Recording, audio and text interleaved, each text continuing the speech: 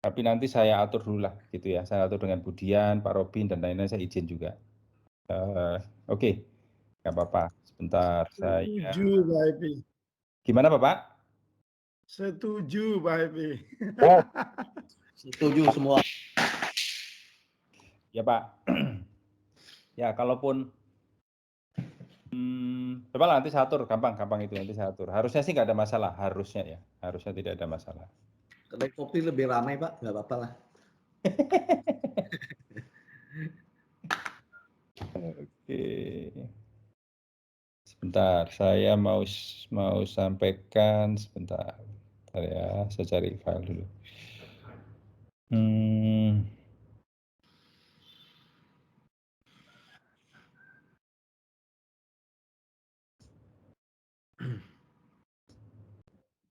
Mana file saya?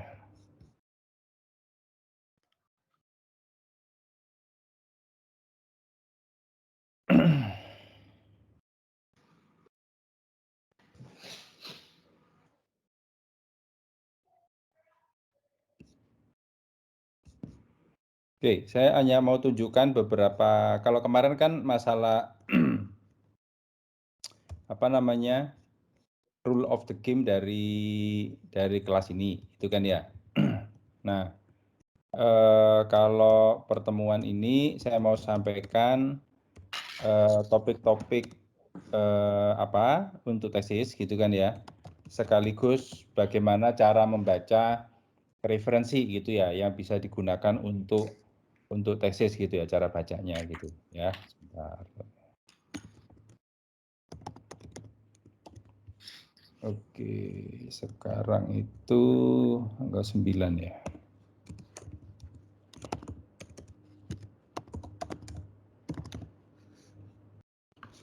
Oke.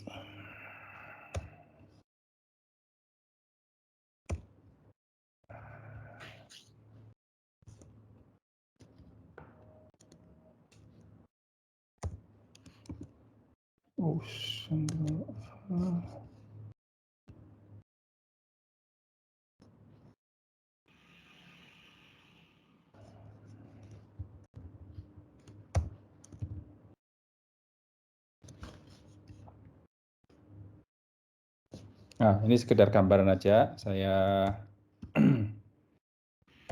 share dulu sebentar.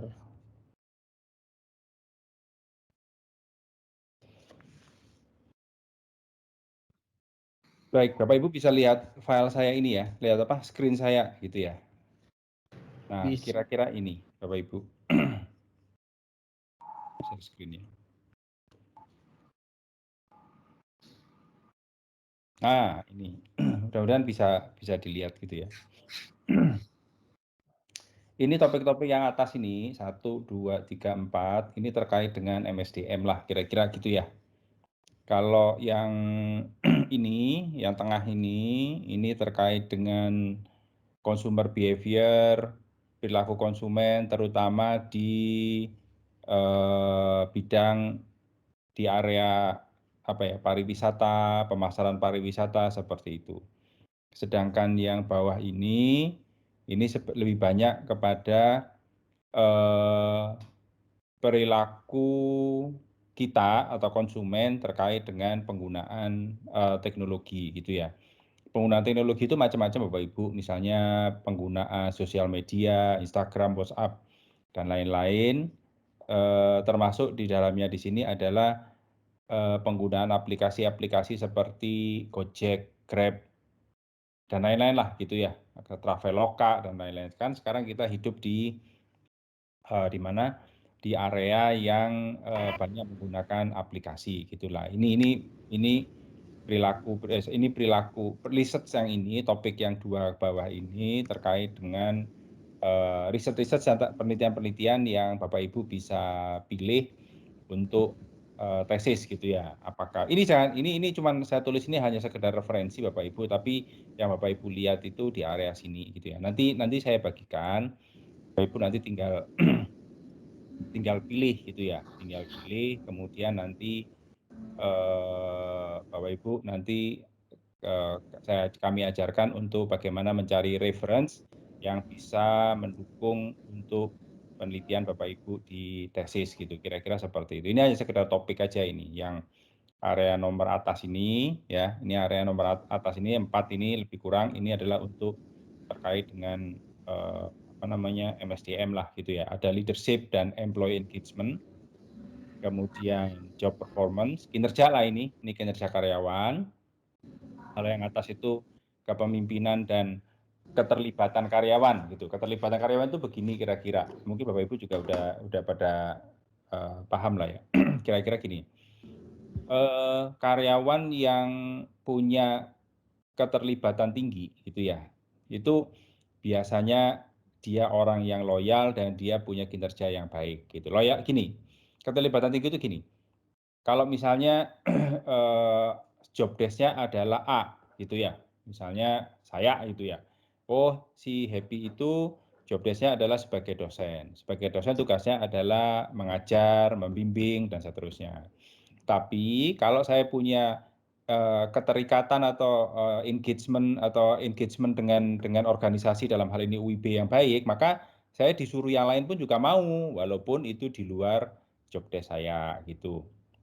Misalnya, kamu jadi panitia ini ya, Hep, ini. Oh iya, saya mau. Nah, itu yang dimaksud dengan employee engagement. Nah, tidak sedikit yang karyawan itu nggak mau, kan job desk saya bukan itu, ya saya nggak mau lah, gitu, kira-kira begitu. Jadi dia hanya mau mengerjakan apa yang digariskan di dalam atau yang dituliskan di dalam deskripsi kerja saja. Nah, ini yang dimaksud dengan employee engagement. Beberapa research, beberapa hasil studi itu menunjukkan bahwa orang yang employee engagement-nya tinggi, tingkat keterikatan dia dengan organisasi itu tinggi, biasanya dia kinerjanya lebih baik, kemudian tingkat loyalitasnya lebih baik. Tapi employee engagement itu tergantung bosnya, gitu, leadernya si leader, bagaimana si leader. Nah, kira-kira gitulah. Isu-isu inilah isu ini kok hilang. Isu ini yang Bapak Ibu nanti bisa angkat gitu ya. Job performance itu masih juga bisa dikaitkan. Ini sebetulnya kalau mau digabungkan antara yang 1 dan 2 ini juga bisa gitu ya. Nah, saya kurang tahu kan Bapak Ibu nanti kira-kira berapa banyak yang mau mengambil area MSDM, mengambil area di pemasaran khususnya di tourism atau pemasaran yang terkait dengan teknologi, ya kira-kira seperti itu ya. Ya, jadi tapi silakan aja lah nanti dipilih gitu ya. Nah, OCB ini juga ada lagi yang terkait dengan OCB. OCB itu Organizational Citizenship Behavior. Ya ini kaitannya dengan apa namanya employee performance juga gitu ya. OCB itu maaf saya tadi kayaknya ada salah deh. OCB sorry saya ada salah. Yang orang yang mau melakukan pekerjaan di luar job desk-nya itu namanya OCB, Organizational Citizenship Behavior. Bagaimana perilaku perilaku seseorang di dalam sebuah organisasi itu. Nah, itu itu adalah OCB. Itu ada kaitannya dengan performance juga.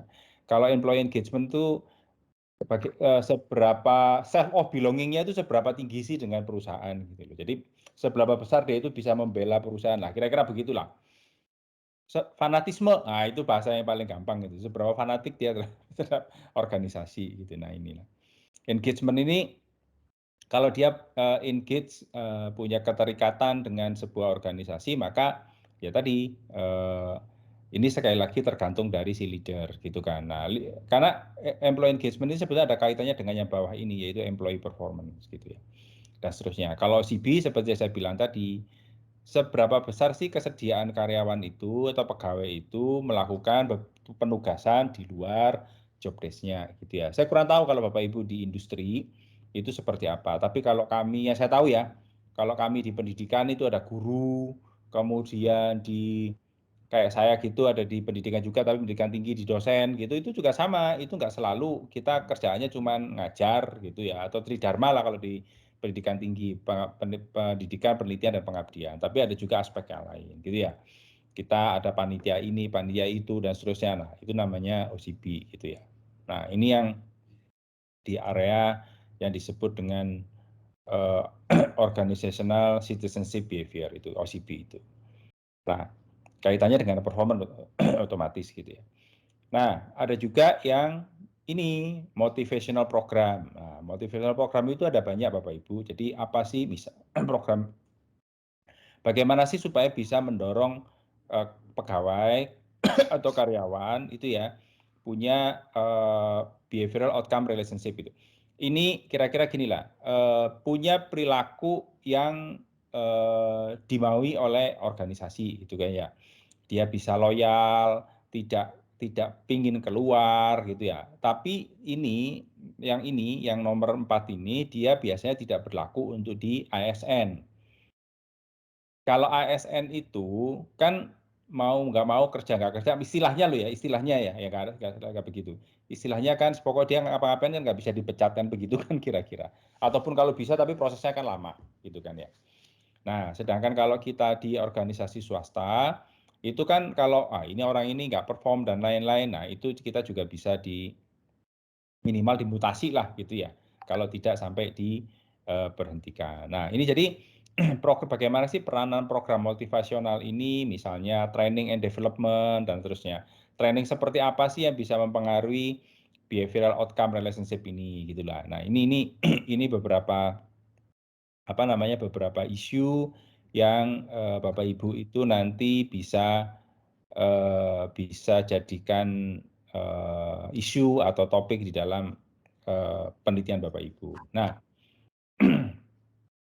kalau di bidang destinasi, ya destinasi ini Bapak Ibu jangan membayangkan sebuah kota ya, sebuah tujuan wisata gitu ya. Tapi sekarang itu kan banyak bermunculan kafe di Batam, restoran yang baru di tengah pandemi ini kan banyak kafe-kafe baru. Nah, itu juga menjadi isu di dalam dunia pemasaran. Kenapa? Yang paling penting itu seberapa sering sih konsumen yang ada itu mau datang lagi ke warung kita, kan paling sederhana kan begitu. Nah, kalau sekarang yang lagi booming itu adalah kafe, ya seberapa sering mereka itu datang lagi ke kafe kita. Atau kalau kita dibilang di sini revisit intention, ada nggak kemungkinan dia mau mengunjungi atau datang ke kafe kita lagi? Nah, itu yang menjadi isu penting. Kenapa? Sekali lagi, begitu kafe itu banyak berdiri, otomatis pesaingnya menjadi lebih besar, lebih banyak. Karena pesaingnya banyak, maka tingkat kompetisinya menjadi semakin tinggi. Gitu. Nah, itu bagaimana memenangkan persaingan itu kan kita harus tahu apa sih yang mendorong seseorang atau pengunjung dari sebuah kafe, restoran itu mau datang lagi ke ke kafe kita. Nah, ini juga bisa diriset juga. Nah, ini juga destination image ini juga bisa Bapak Ibu kaitkan juga dengan walaupun sekarang di masa pandemi, tapi di Batam itu ternyata kan banyak tempat-tempat objek wisata gitu kan. Nah, ini juga bisa Bapak Ibu riset juga bagaimana sih destination itu dikaitkan dengan bagaimana sih personality seseorang itu kaitannya dengan destinasi. Gini loh, di dalam sebuah dunia pariwisata biasanya perilaku seseorang, perilaku kita itu mempengaruhi destinasi yang dipilih gitu ya. Nah, contoh lagi-lagi contoh saya lah gitu ya. Saya itu dulu waktu saya masih SMA gitu saya suka naik gunung gitu ya. Karena saya dulu aslinya dari Jawa, banyak gunung. Kalau di Batam kan nggak ada gunung ya, laut ya gitu ya. Nah, jadi saya suka itu hiking gitu, naik gunung gitu ya. Tapi begitu saya sekarang sudah mulai menua, udah nggak sanggup, maka saya sudah nggak cocok gitu ya. Kalau dulu kan namanya anak sekolahan gitu kan istilahnya ya nggak punya duit lah kira-kira begitu. Jadi ya cari destinasi itu yang gratisan lah kira-kira gitu ya. Modalnya cuma naik angkot, kemudian jalan berkilo-kilo ke gunung gitu. Nah, sedangkan suatu ketika kita sudah punya penghasilan itu kan mungkin aduh aku sudah nggak mau lagi lah naik gunung. Kalaupun saya harus ke gunung saya nggak mau yang mesti jalan kaki. Kalau bisa cari yang gunung yang bisa dijangkau oleh kendaraan gitu kan. Jadi sehingga saya tinggal nginep di hotel atau di resort, ya saya menikmati kemudian saya turun. Nah, personality itu sekali lagi bisa mempengaruhi cara kita memilih sebuah destinasi gitulah. Kira-kira seperti itu sederhananya. Saya yakin Bapak Ibu kalau lihat misalnya orang-orang artis gitu kan ya, orang-orang artis itu kan duit bukan menjadi masalah gitu kan ya. Jadi apa namanya? Maka dia kalau mau ke sebuah destinasi itu ya yang pasti yang hotelnya berbintang, kemudian tempatnya mewah dan lain-lain. Itu kan akan berbeda dengan kalau saya misalnya harus tur ke luar negeri saya sendiri gitu ya. Saya mesti cari yang backpacker dong gitu. Kenapa? Karena yang terjangkau dengan kantong saya. Nah, itu kan sudah menunjukkan perilaku yang berbeda antara personality kita dengan destinasi yang akan kita pilih. Kira-kira seperti itu areanya gitu ya. Termasuk juga sama kok dengan memilih kafe gitu ya. Kafe seperti apa sih yang mau kita pilih itu kadang-kadang tergantung dari personality gitu ya. Kalau orangnya suka hangout, mungkin yang dipilih adalah kafe tertentu. Tapi kalau orang yang yang penting aku ngopi, mungkin yang dipilih kopi tiam aja udah cukup gitu. Misalnya gitu ya. Itu adalah personality gitu ya. Kalau anak-anaknya zaman sekarang, youngster sekarang itu, anak-anak muda sekarang itu tetap kafe menjadi pilihan dibanding kopi tiam. Berbeda dengan orang yang mungkin seumuran saya. Mungkin kafe juga ya oke, tapi kopi tiam itu mungkin jauh lebih menarik gitu ya. Karena apa? Pilihan makanannya lebih banyak, mungkin lebih otentik dan seterusnya. Mungkin loh ya, mungkin begitu. Nah, itu juga hal-hal yang menarik juga untuk kita jadikan topik untuk penelitian kita atau tesis kita. Kira-kira begitu. Nah, sekali lagi yang topik yang ketiga yang ini ya, bagaimana kita di dalam menggunakan berbagai macam aplikasi yang tersedia di dalam hidup kita lah gitu. Kira-kira seperti itu. Nah, itu Bapak Ibu yang area yang ada di research yang Bapak Ibu nantinya bisa pilih, nanti nanti saya bagi itu tinggal Bapak Ibu pilih gitu ya. Milihnya gimana? Kan kita punya grup ya, nanti saya bisa bikinin link, misalnya si A, Pak saya milih yang topik ini ya, topik itu, dan seterusnya. Nah, nanti untuk pertemuan berikutnya adalah saya akan memberikan guideline kepada Bapak Ibu, apa yang harus Bapak Ibu lakukan agar riset Bapak Ibu itu ke arah sana. Satu yang pasti adalah kemampuan kita mencari reference gitu ya. Nah, itu berbeda dengan antara academic research dengan research yang bukan akademis gitu ya. Jadi kita harus tahu referensinya ada atau tidak. Nah, referensi itu bisa kita cari di internet Bapak Ibu. Nanti sambil kita ketemu kayak gini nanti saya berikan beberapa cara. Ini ya cara cari referensinya begini. Kemudian cara bacanya begini. Nah, termasuk hari ini saya ajarin ini loh referensi yang kita gunakan seperti ini tampangnya. Nah, kemudian Bapak Ibu saya ajarin baca. Ini cara bacanya seperti ini, kemudian kalau sudah baca dirangkum gitu. Nah, karena kalau dibaca aja nggak dirangkum percuma, itu kan ya. Habis dibaca masuk otak, menguap lagi, hilang lagi gitu kan. Nah, jadi kita mesti mulai merangkum gitu lah. Merangkum sedikit-sedikit gitu kan ya. Kira-kira begitu. Baik, Bapak Ibu ada pertanyaan dulu nggak sampai sini? Silakan kalau ada pertanyaan.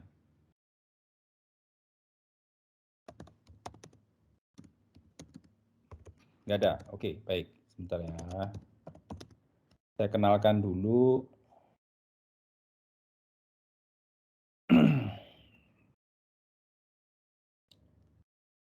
Ya, seperti halnya minggu lalu ya Bapak Ibu, minggu lalu saya sudah sampaikan bahwa pendekatan kita dalam mengerjakan tesis itu kalau istilahnya mahzab gitu ya, kalau aliran gitu ya, aliran atau mahzab. Jadi di dalam penelitian itu juga ada banyak aliran gitu ya, aliran sesat juga ada gitu kan.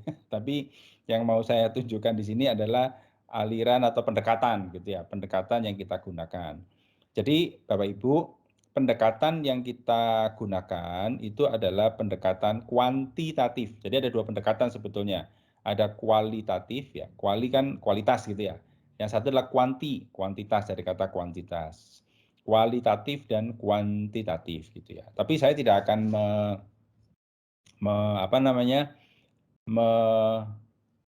menjelaskan kepada Bapak Ibu apa bedanya kualitatif dan kuantitatif karena itu sekali lagi adalah takes time dan Bapak Ibu bisa browse sendiri di Google gitu ya.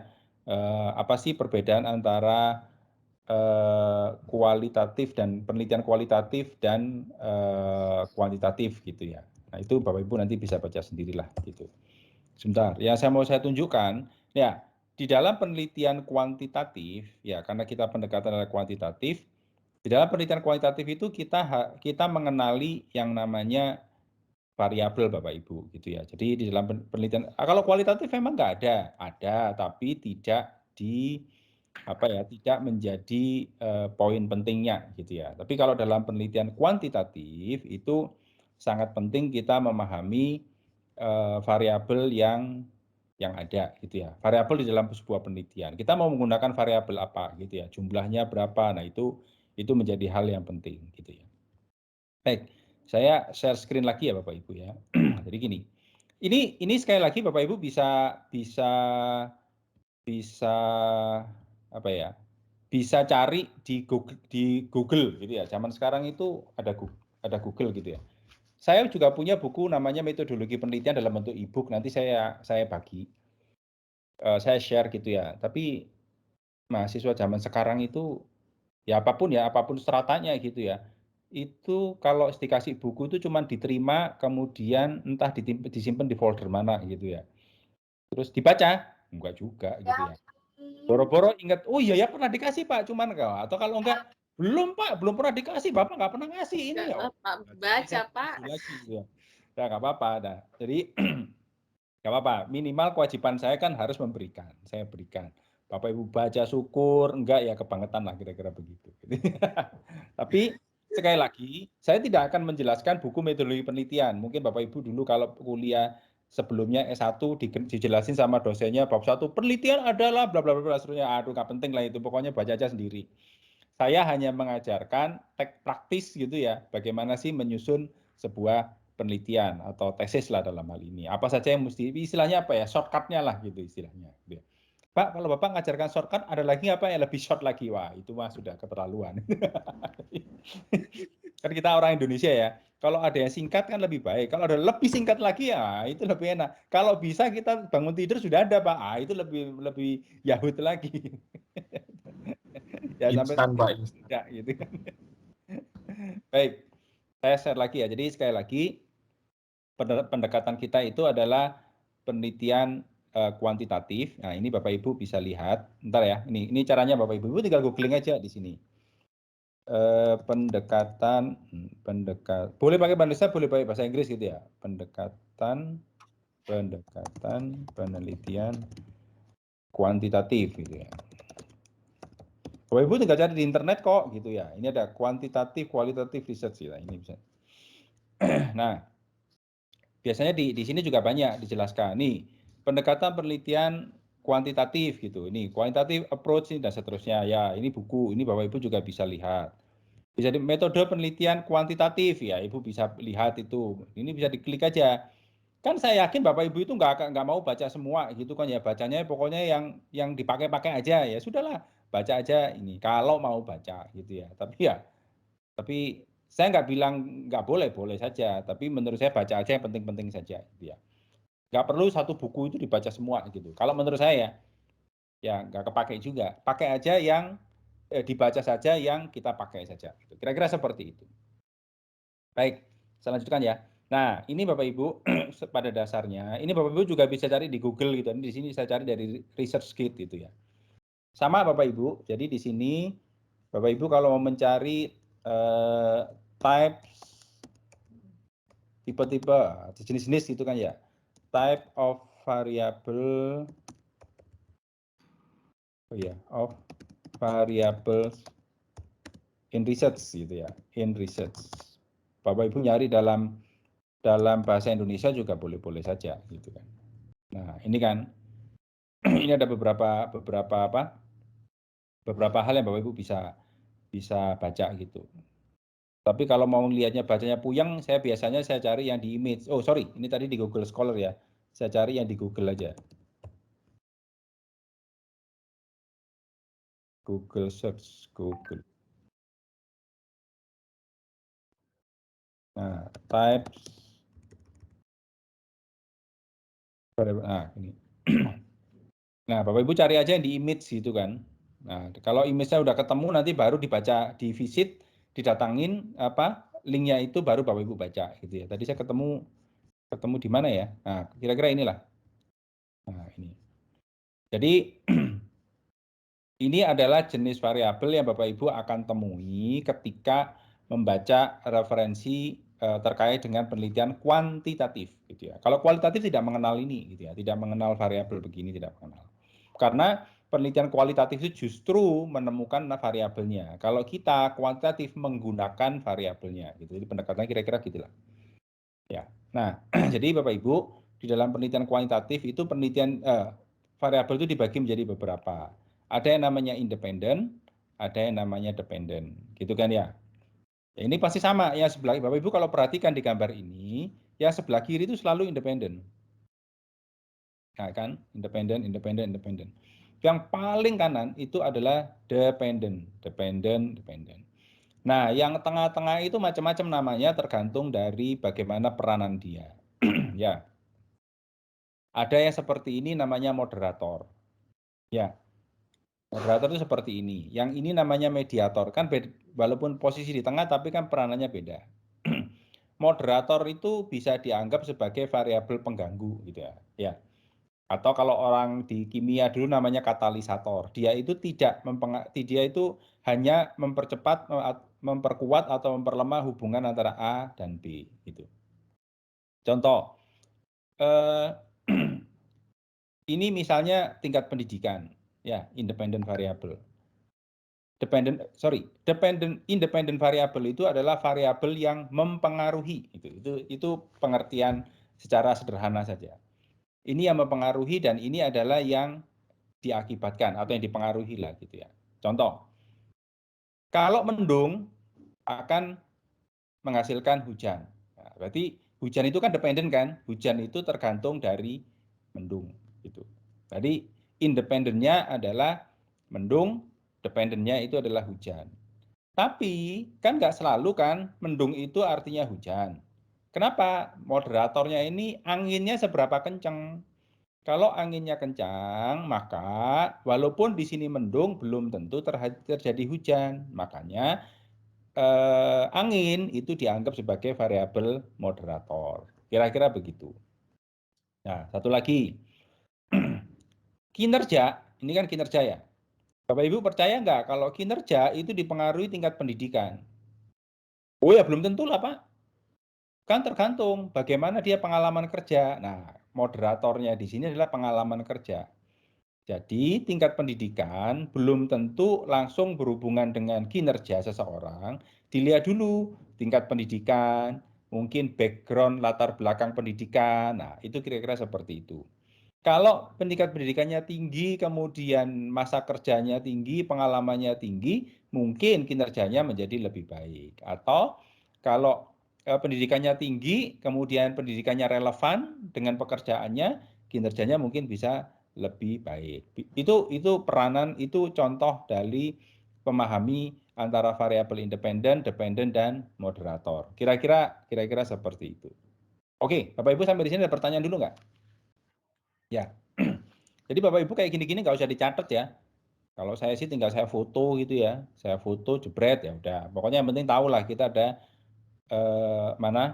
ada jenis-jenis variabel seperti ini gitu ya. Oke. Kalau yang kedua ini namanya mediator gitu ya. Mediator itu ya namanya mediator, mediasi, menjembatani gitu ya. Mediator itu kan jembatan gitu kan ya. Kalau kita biasanya di orang-orang hukum itu, memediasi. Nah, mediasi itu kan menjembatani. Jadi, coba Bapak Ibu lihat ininya. Kalau independen, mau ke dependen itu harus lewat mediator dulu. Kalau jembatannya ini tidak terjadi, maka dia tidak akan terjadi hubungan antara independen dan dependen. Contoh. Ini adalah kualitas layanan independen. Kualitas layanan itu biasanya, ini misalnya loyalitas konsumen. Ya, loyalitas konsumen itu beberapa penelitian itu bilang bahwa dipengaruhi oleh kualitas layanan. Jadi independen itu kualitas layanannya. Ya, kualitas layanan itu sebagai independen karena dia yang mempengaruhi. Nah, tetapi kualitas layanan yang baik tidak akan bisa mempengaruhi dependen, dalam hari ini tidak akan bisa menjadikan konsumen loyal kalau kualitas layanan itu tidak bisa memuaskan konsumen. Maka mediatornya di sini adalah kepuasan. Kalau kepuasan tidak terbentuk, maka tidak akan terjadi loyal. sebagus apapun kualitas layanan kalau tidak bisa memuaskan si konsumen, ya mediatornya sini, maka tidak akan terjadi loyalitas. Nah, itu cara memahami peranan mediator dalam sebuah variabel gitu ya. Oke, sampai sini ada pertanyaan Bapak Ibu? Jadi kalau maksud saya, jadi Bapak Ibu kalau sudah tahu di dalam sebuah artikel atau dalam sebuah referensi nanti ada variabel seperti ini, cara menerjemahkannya adalah seperti itu. Artinya bahwa kalau di sini adalah kualitas layanan, di sini adalah loyalitas, maka loyalitas itu bisa terbentuk apabila kualitas layanannya bisa memuaskan konsumen dulu, mediator kan ya, baru dari kepuasan konsumen bisa mempengaruhi loyalitas gitu kan. Kalau hubungannya bawah ini, kualitas layanan langsung bisa mempengaruhi loyalitas konsumen. Kalau yang moderator itu ibaratnya hujan, jadi ibaratnya mendung itu bisa mempengaruhi, bisa mengakibatkan hujan. Tapi bagaimana situasi yang lain ya, yang mengontrol dia selain hujan apa? Ada nggak angin gitu kan ya? Angin seberapa kencang, nah itu akan bisa menjadikan hujan atau tidak. Kira-kira seperti itu Bapak Ibu. Bisa dipahami sampai sini? Bisa ya? Pak. Baik. Yang ketiga itu namanya confounding variable. Confounding itu adalah bahwa variabel sebentar. Confounding itu gini. Variabel ini dibentuk oleh variabel independen dan dependent, gitu kan ya. Jadi confounding ini apapun namanya itu dibentuk oleh si independen dan dependent. Namanya confounding gitu ya. Jadi seperti itu. Contoh misalnya kualitas layanan gitu ya.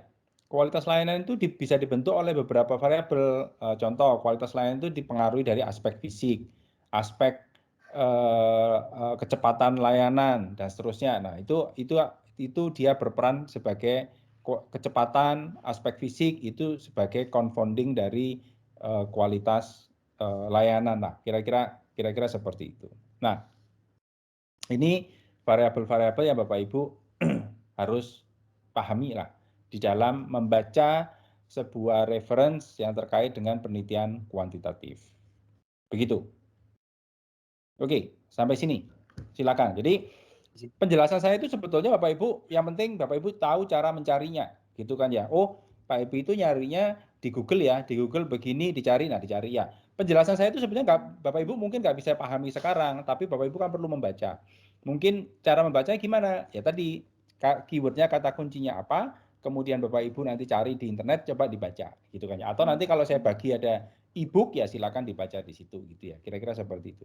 Ya Pak Rani, Daniel tadi kayaknya present. Ada yang mau ditanyakan? Ya, Silakan Pak. Itu kalau misalnya yang tadi Bapak jelaskan itu, artinya kita hanya memilih salah satu, atau itu bisa gabungan Pak ya? Misalnya mediator sama moderator, dia ada juga di dalam variabel tadi. Ya, yang wajib Pak, itu sudah pasti ada independen dan dependent.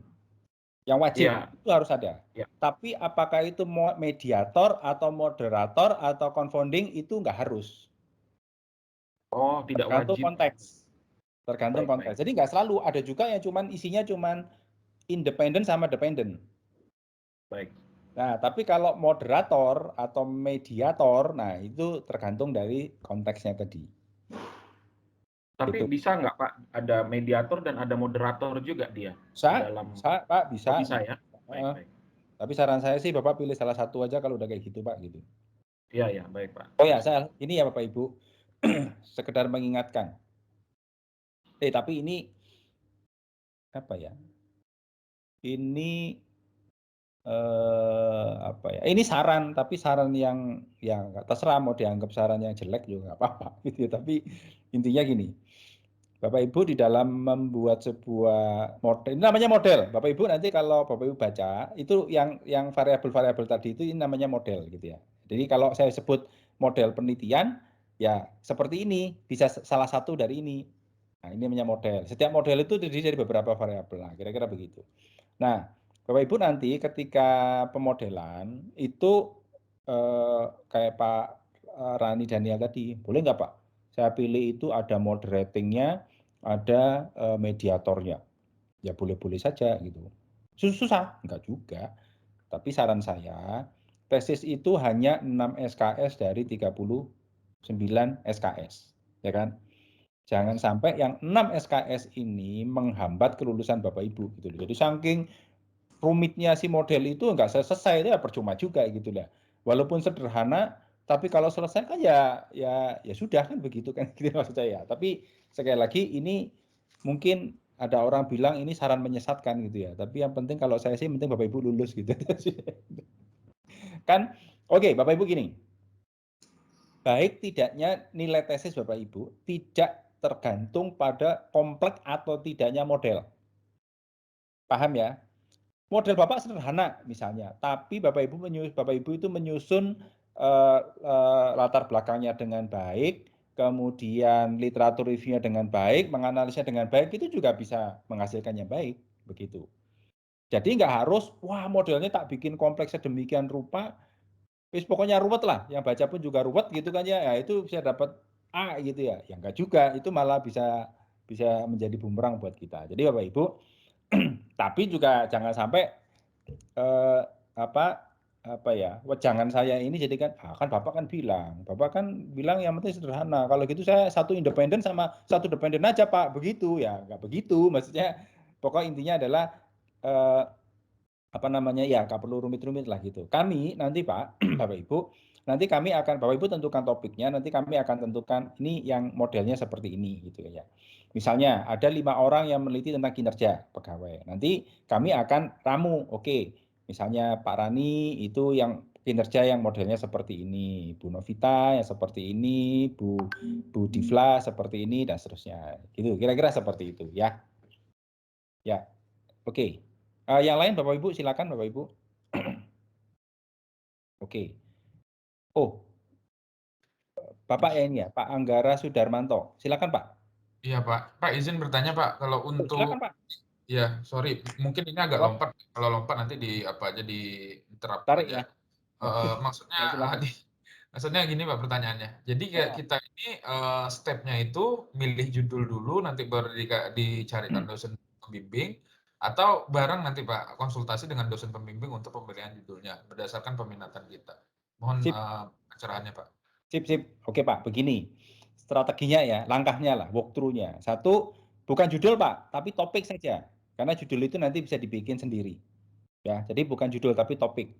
Yang saya kasih listing tadi, apakah leadership dengan apa tadi ya? Leadership dengan engagement, kayak itu kalau MSDM ya, apakah kinerja dan seterusnya gitu ya. Tentukan itu dulu gitu, baru nanti Bapak Ibu saya ajarkan mencari referensi yang bisa Bapak Ibu gunakan untuk menyusun tesisnya. Ya kan?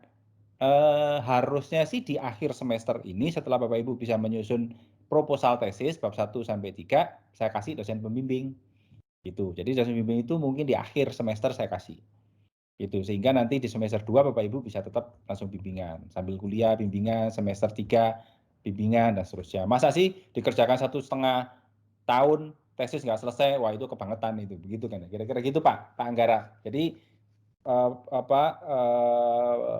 perjalanannya seperti itu. Jadi kalau minggu kemarin itu terkait dengan bagaimana sih kelas ini akan berjalan, minggu ini saya jelaskan topik detailnya dan sekaligus membaca artikelnya. Nanti saya ajarin juga cara merangkumnya supaya minggu depan Bapak Ibu sudah bisa mencari referensi yang Bapak Ibu mau sesuai dengan topiknya.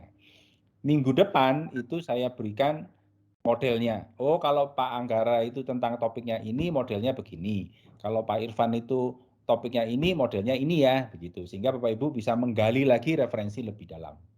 Begitu, dan merangkumnya. Begitu, Bapak. Baik Pak, terima kasih banyak Pak. Ya, baik. Yang lain? Silakan Pak Ardiansyah. Mengenai penelitiannya, itu penelitian aktual atau referensi saja, Pak? Oh tidak, penelitian kita bukan. Penelitian itu ada namanya library research, apa itu ya? Penelitian pustaka. Ada juga yang namanya kalau disebut di situ bukan action research. Penelitian lapangan Pak, field research. Nah, penelitian kita itu adalah field research, penelitian lapangan. Jadi artinya setelah Bapak itu membuat pemodelan. Dari model itu kemudian Bapak bisa menyusun instrumen penelitian, kuesioner lah Pak, bahasa sederhananya. Dari kuesioner itu kemudian Bapak mencari responden. Respondennya diminta untuk mengisi kuesionernya sejumlah tertentu, kemudian baru kita analisa dengan menggunakan statistik. Dari statistik itu bisa kita ambil kesimpulan. Begitu Bapak. Oke, berarti real penelitian ya Pak, tidak menggunakan referensi dari yang sudah ada. Jadi begini, kajian pustaka itu kan penelitian referensi tetap digunakan Pak. Bapak ketika membangun model itu basisnya adalah reference tetap, tapi tidak berhenti sampai di situ. Bapak lakukan field research untuk membuktikan benar nggak sih omongan dari referensi Bapak itu di lapangan. Di lapangan itu dengan konteks Batam, Indonesia, atau tertentulah sesuai dengan konteks yang Bapak Ardiansyah nanti pilih gitu kira-kira. Ya Pak ya. Oke Pak, Ya, siap. baik. Nah, satu lagi bahwa penelitian kuantitatif yang kita gunakan sekarang itu bersandar pada tools atau perangkat yang namanya statistik, Bapak Ibu. Jadi statistik itulah yang akan membantu kita menerjemahkan apakah data kita itu apakah data kita itu bisa mendukung model kita yang kita rumuskan itu atau tidak. Kira-kira seperti itu. Nah, mungkin Bapak Ibu juga akan tanya, Pak, aku itu nggak punya background statistik loh Pak. Aku itu kalau udah lihat matematika itu kayaknya sudah pengen ke toilet aja lah gitu ya. Oh tenang saja, nggak apa-apa.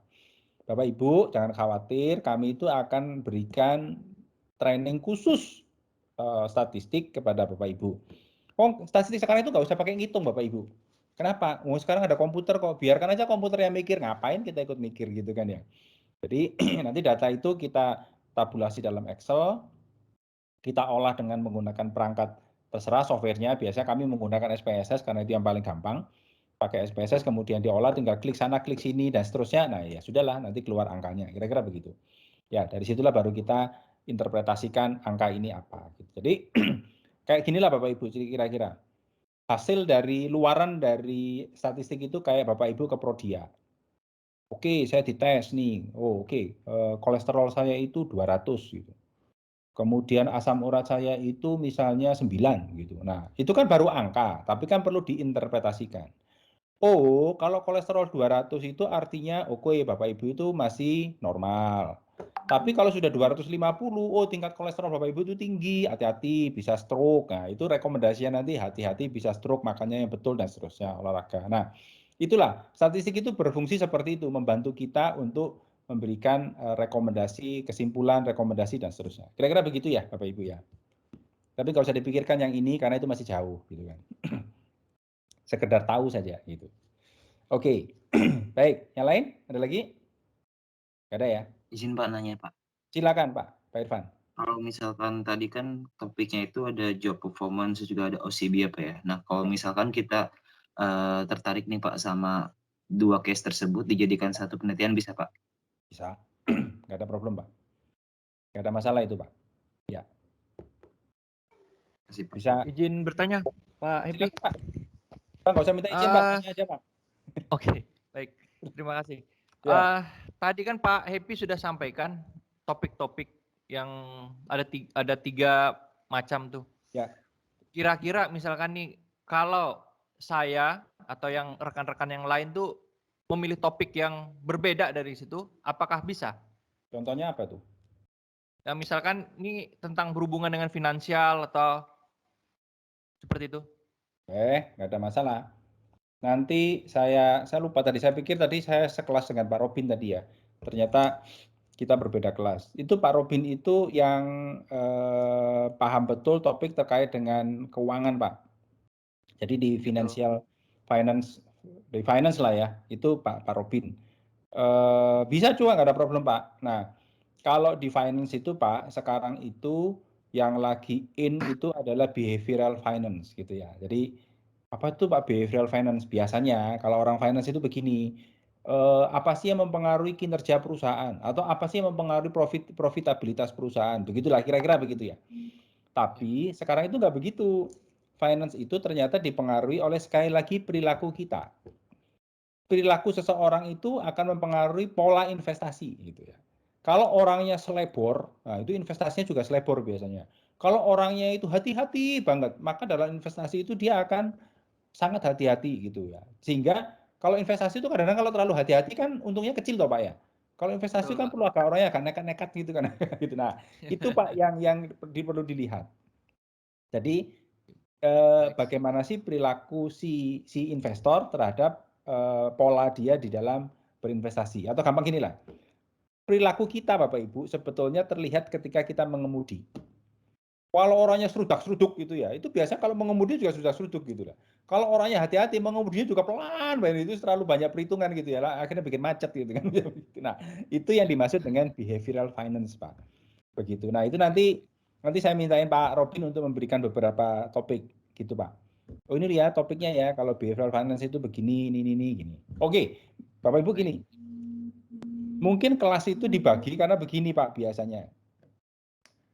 Ada satu kelompok yang memang sudah familiar dengan quantitative research, makanya dikumpulkan jadi satu. Terus ada kelompok yang, aduh aku quantitative research itu sudah tak tahu makhluk apa itu. Nah itu biasanya dikumpulkan jadi satu dan itu biasanya bagian saya gitulah. Itu apesnya saya begitu gitu. Nah jadi nggak apa-apa Pak. Jadi nanti saya sambil sampaikan ke Pak Robin ada Pak Yosep ini yang perlu yang finance gitu. Nanti topiknya adalah ini. Ya.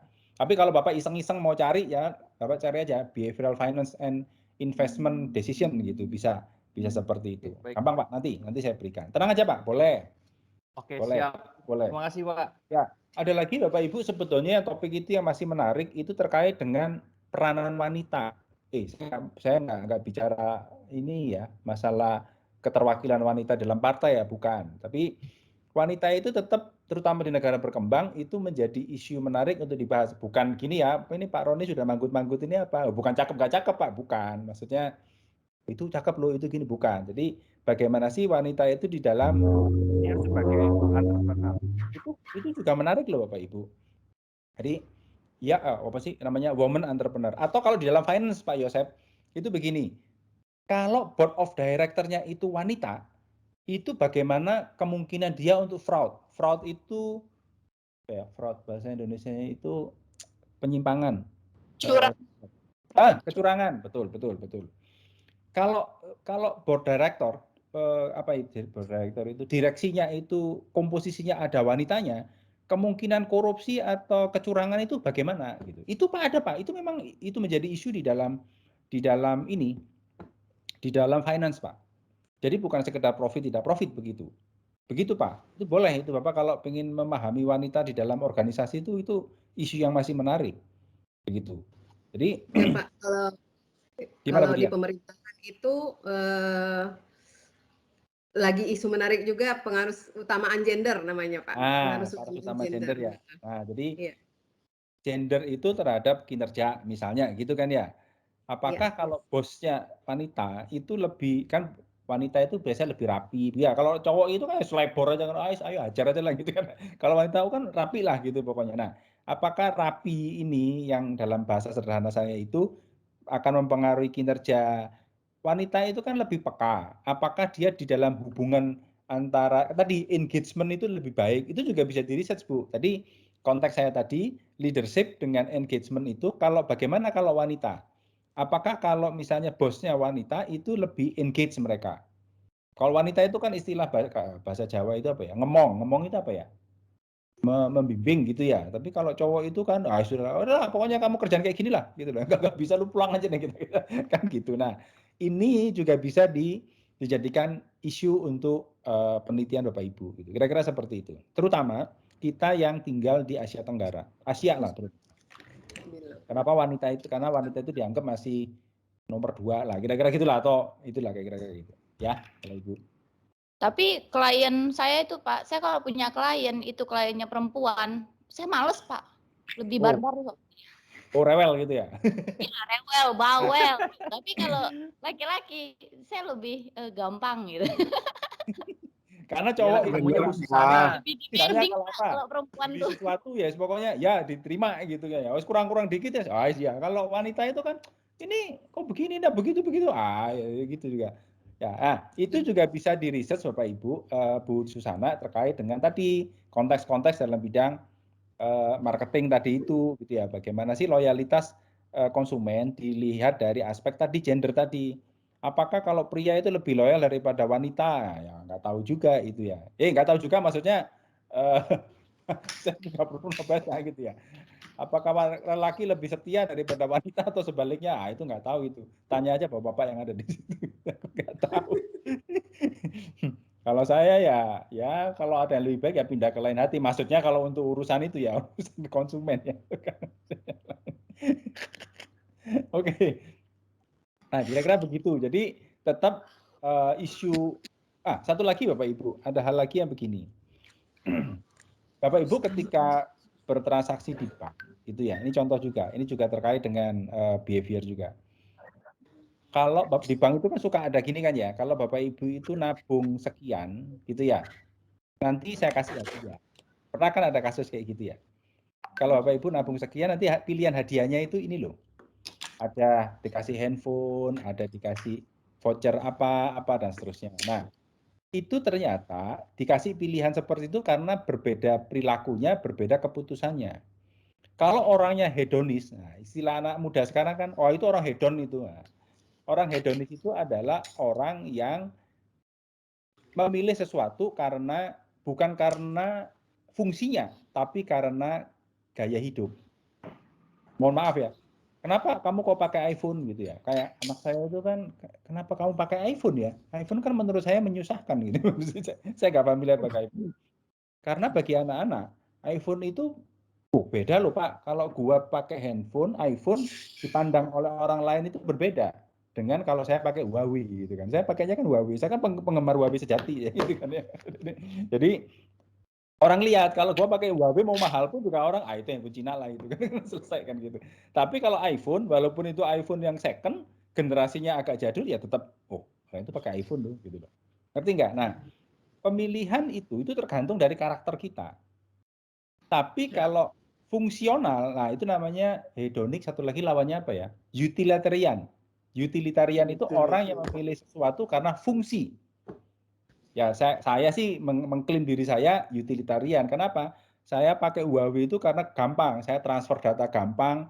Saya mau mindahkan data ini gampang begitu. Kalau iPhone itu kan mesti punya iPhone ID dan lain-lain, itu kan repot kan gitu kan ya. Nah, jadi seperti itu. Tapi alasan yang kedua alasan ekonomi. Saya nggak mampu beli iPhone. Gitu. Itu yang mendasar sebetulnya gitu kan.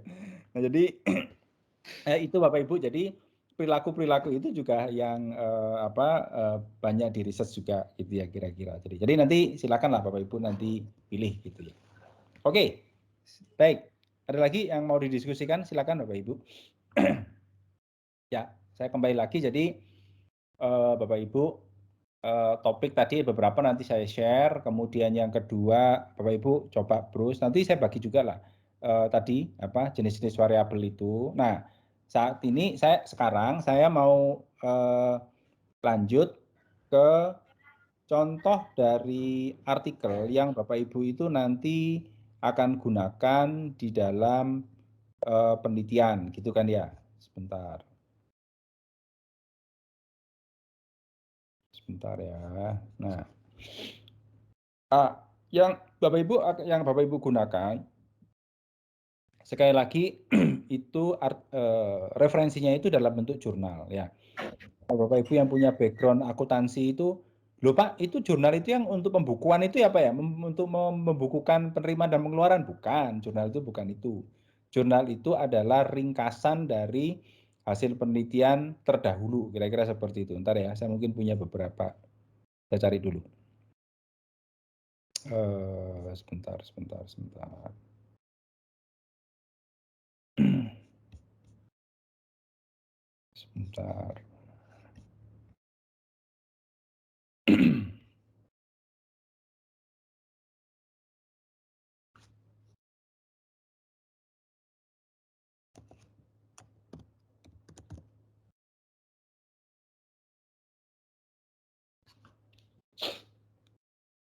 Oke. Ini contoh seperti ini ya Bapak Ibu. Sebentar saya share dulu ya. Share screen.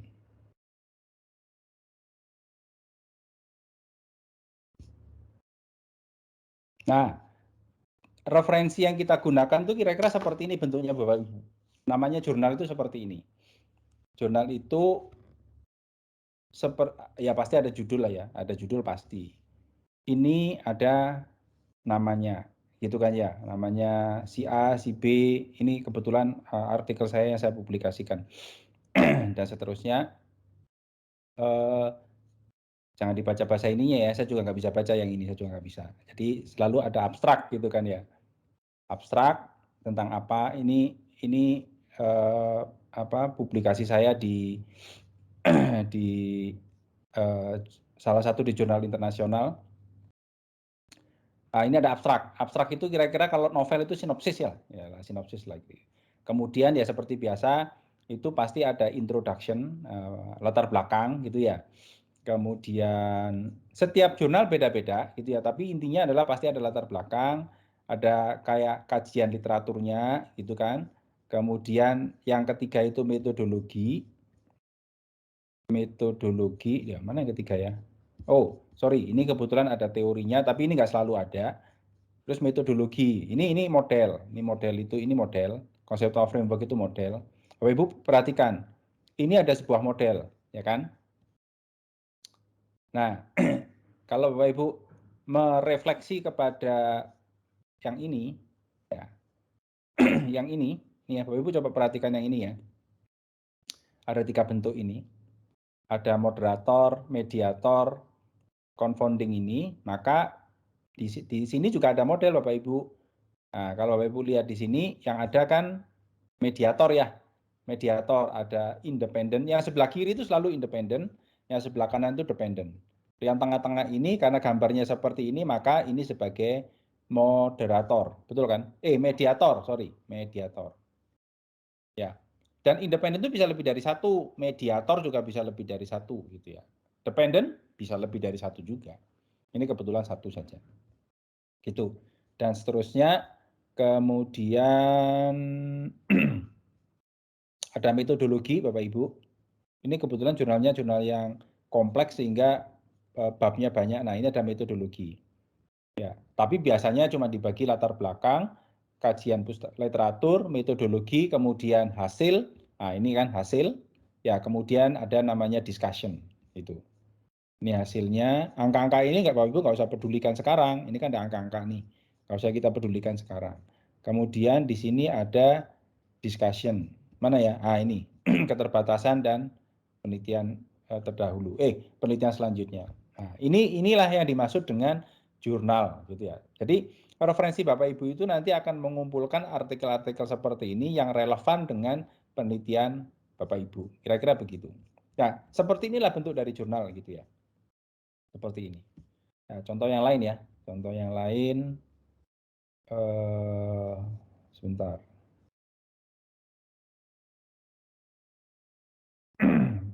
Nah, misalnya ini employee performance, nah, kinerja karyawan gitu kan ya. Mudah-mudahan ini.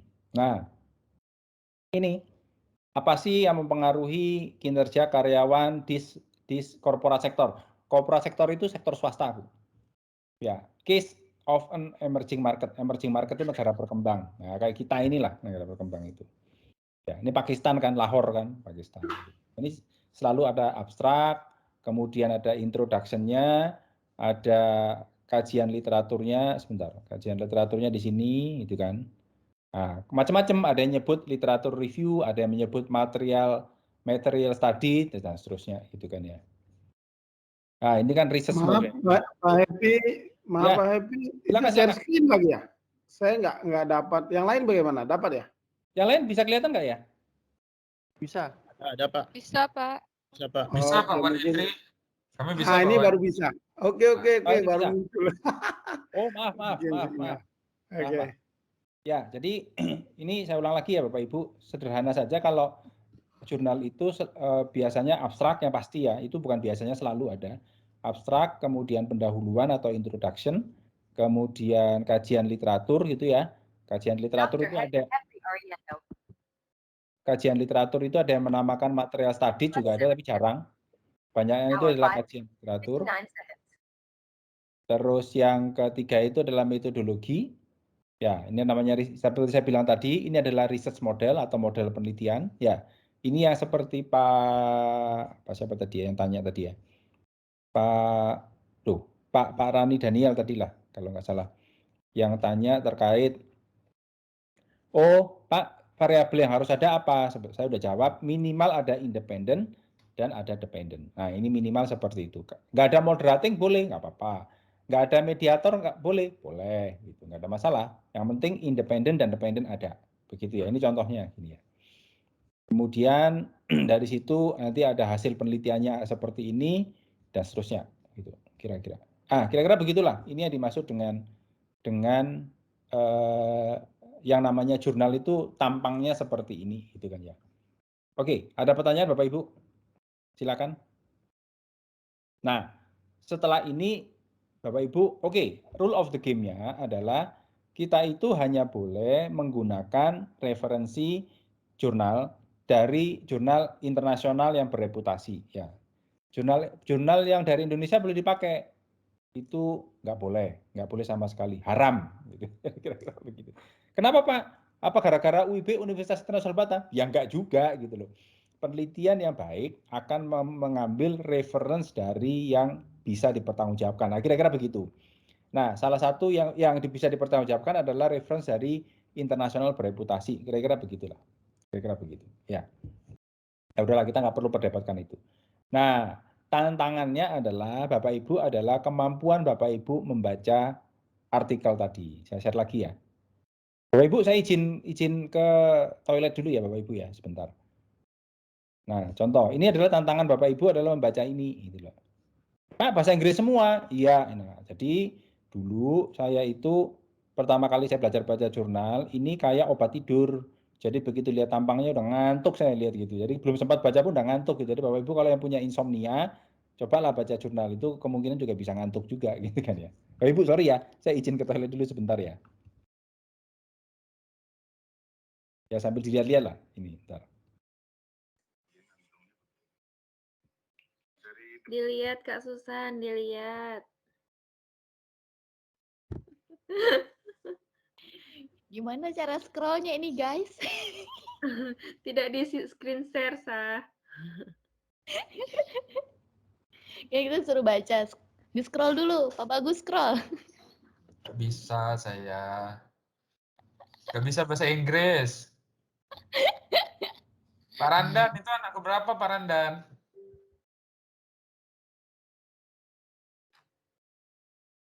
Gak dengar,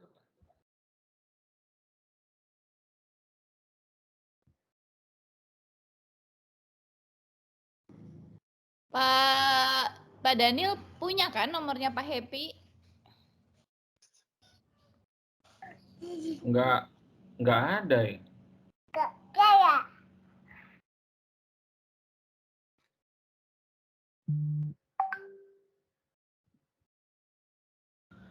Bu Ketua kan ada, Bu Ketua. Mana punya aku? Ini Pak Happy punya naruh jurnal-jurnalnya nggak sih di file belajar itu? Enggak ya kayaknya. Kak Eci, mana Kak Eci?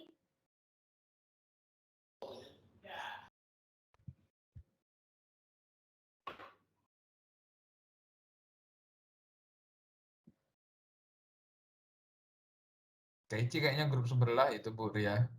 Oh iya ya.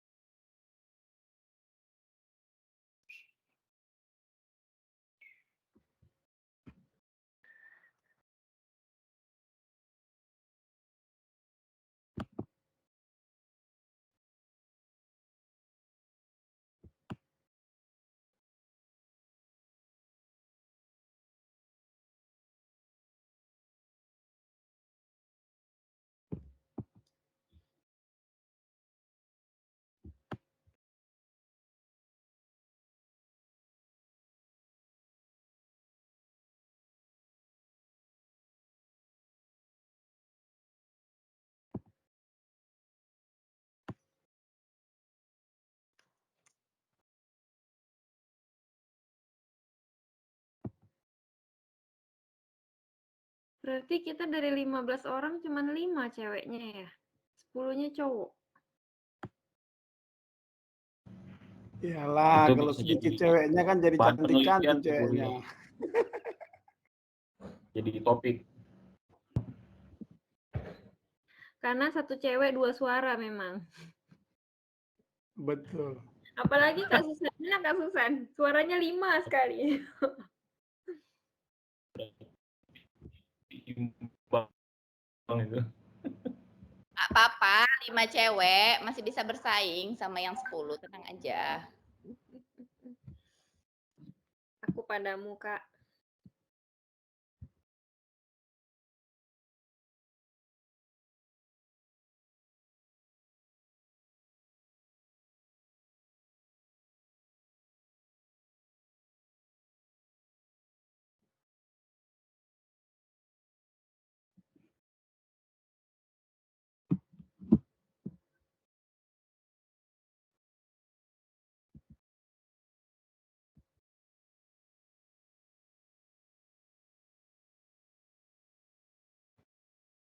Masih mute, Pak. Izin, Pak.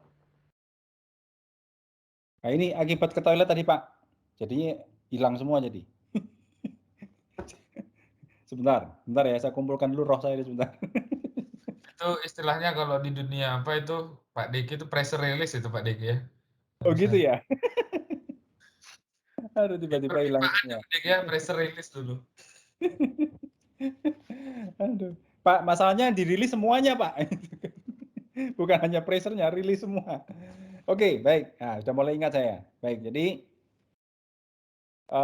tadi saya sudah cek kemudian, Bapak Ibu sudah dibuatkan folder. Nanti saya lagi mintain Budian untuk kirimkan ke saya folder yang apa namanya, yang Bapak Ibu nanti bisa gunakan ketika Bapak Ibu itu mau mengupload penugasan. Jadi kalau tugas itu nggak usah bingung-bingung, taruh aja di folder situ gitu ya. Semua materi nanti yang saya berikan nanti ada di folder situ. Semua template akan saya berikan di sana gitu kan ya. Ini template untuk bab 1, bab 2, bab 3, cover, nah itu ada di sana. Jadi supaya tidak ada dusta di antara kita gitu. Bapak kan belum kirim Pak, gitu-gitu. Oh ya nggak ada, itu ada di dalam folder situ gitu kan. Yang di Teams ya Pak ya berarti Pak ya? Gimana Bapak? Yang di Teams ya Pak ya? Oh bukan, nanti foldernya itu nanti saya berikan linknya Pak. Nanti saya lagi nunggu dari Budian. Kalau sudah ada linknya, nanti saya share ke Bapak. Ini Pak linknya, nah, linknya tolong disimpan lah gitu ya. Jadi Siap. nanti Bapak bisa akses gitu ya. Terima kasih Pak. Sama-sama Pak. Baik, saya lanjut dulu ya Bapak Ibu ya. Saya lanjut dulu. Nah Bapak Ibu, nanti Bapak Ibu sebentar lagi saya kasih semacam apa ya, saya share bagaimana cara memahami jurnal. Tadi kan saya sampaikan di sini Bapak Ibu itu kan saya berikan jurnal kemudian Bapak Ibu mesti baca gitu kan ya. Kemudian dirangkum. Jurnal itu Bapak Ibu seperti ini ya nggak tahu ya, kalau saya dulu begitu saya baca jurnal itu benar-benar kayak obat tidur. Lihat tampangannya itu sudah nggak nafsu gitu lah. Terus pokoknya ngantuk lah pokoknya gitu kan ya. Nah, jadi saya rekomendasikan Bapak Ibu kalau baca jurnal itu jangan dibaca semuanya dari awal sampai daftar pusaka dibaca semuanya gitu ya. Itu sih saya nggak rekomendasikan. Tapi kalau pingin ya silahkan. Tapi saya sekali lagi tidak tidak rekomendasikan. Jadi gimana Pak? Kalau usah dibaca? Ya enggak. Tetap dibaca tapi bagian-bagian mana yang perlu Bapak Ibu baca terlebih dahulu. Itu kan ya. Ya, yang pasti Bapak Ibu baca judulnya. Ya, baca judulnya, siapa penulisnya. Oh, penulisnya itu si ini nih, si ya siapa ini Mubser Khan dan Maryam Jabar. Oke. Kampusnya dari mana? Oh, nggak penting gitu kan ya. Udah. Tahun berapa jurnal ini? Oh, jurnal ini tahun 2013 gitu ya. Kalau sekarang 2021 kira-kira 8 tahun lalu lah. Jurnal itu kalau 10 tahun itu masih dianggap relevan Bapak Ibu. Ya, masih dianggap relevan gitu ya. Jadi kalau ini kan masih 8 tahun itu masih oke, masih bagus lah gitu. Masih bisa kita gunakan sebagai reference. Nanti Bapak Ibu itu akan mengumpulkan sendiri jurnal-jurnal seperti ini. Ini banyak tersedia free di internet gitu kan ya, di Google, di internet, di Google Scholar terutama. yang Bapak Ibu boleh gunakan hanya yang umurnya 10 tahun. Kalau Bapak Ibu sekarang penelitiannya di 2021, ya 10 tahun itu paling tua ya 2011, 2010 masih boleh lah gitu kan ya. Kira-kira seperti itu. Nah, sekali lagi yang perlu Bapak Ibu baca tidak perlu semua. Saya sudah berikan guideline ya. Saya berikan guideline seperti ini. Sebentar.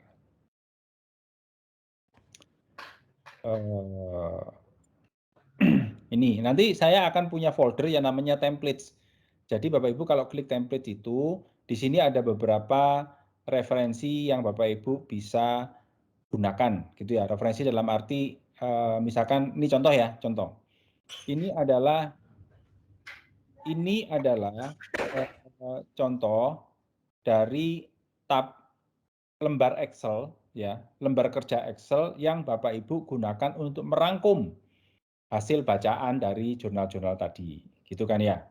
Jadi Bapak Ibu kalau sudah membaca jurnal, kalau nggak dirangkum nanti kita bisa get lost gitu ya. Ini apa ya jurnal yang tadi ya. Nah makanya kita gunakan lembar kerja Excel ini untuk merangkum, kira-kira gitu. Nah yang perlu Bapak Ibu baca di dalam artikel itu apa saja gitu kan ya. Nggak perlu semua sebetulnya, nggak perlu semua, tapi poin-poin penting yang ada di dalam Excel sini. Nah ini kan Excel yang Bapak Ibu mesti isi ya, kolom-kolomnya. Ya contoh, siapa sih nama penelitinya gitu kan ya. Misalnya, oh jadi sekali lagi ini misalnya, mana tadi ya, nah ini misalnya. Ini penelitinya siapa? Oh, nama penelitinya adalah si Mubser dan Khan. Kemudian ada Maryam Jabar. Oh, ya sudah. Bapak Ibu isi aja di sini.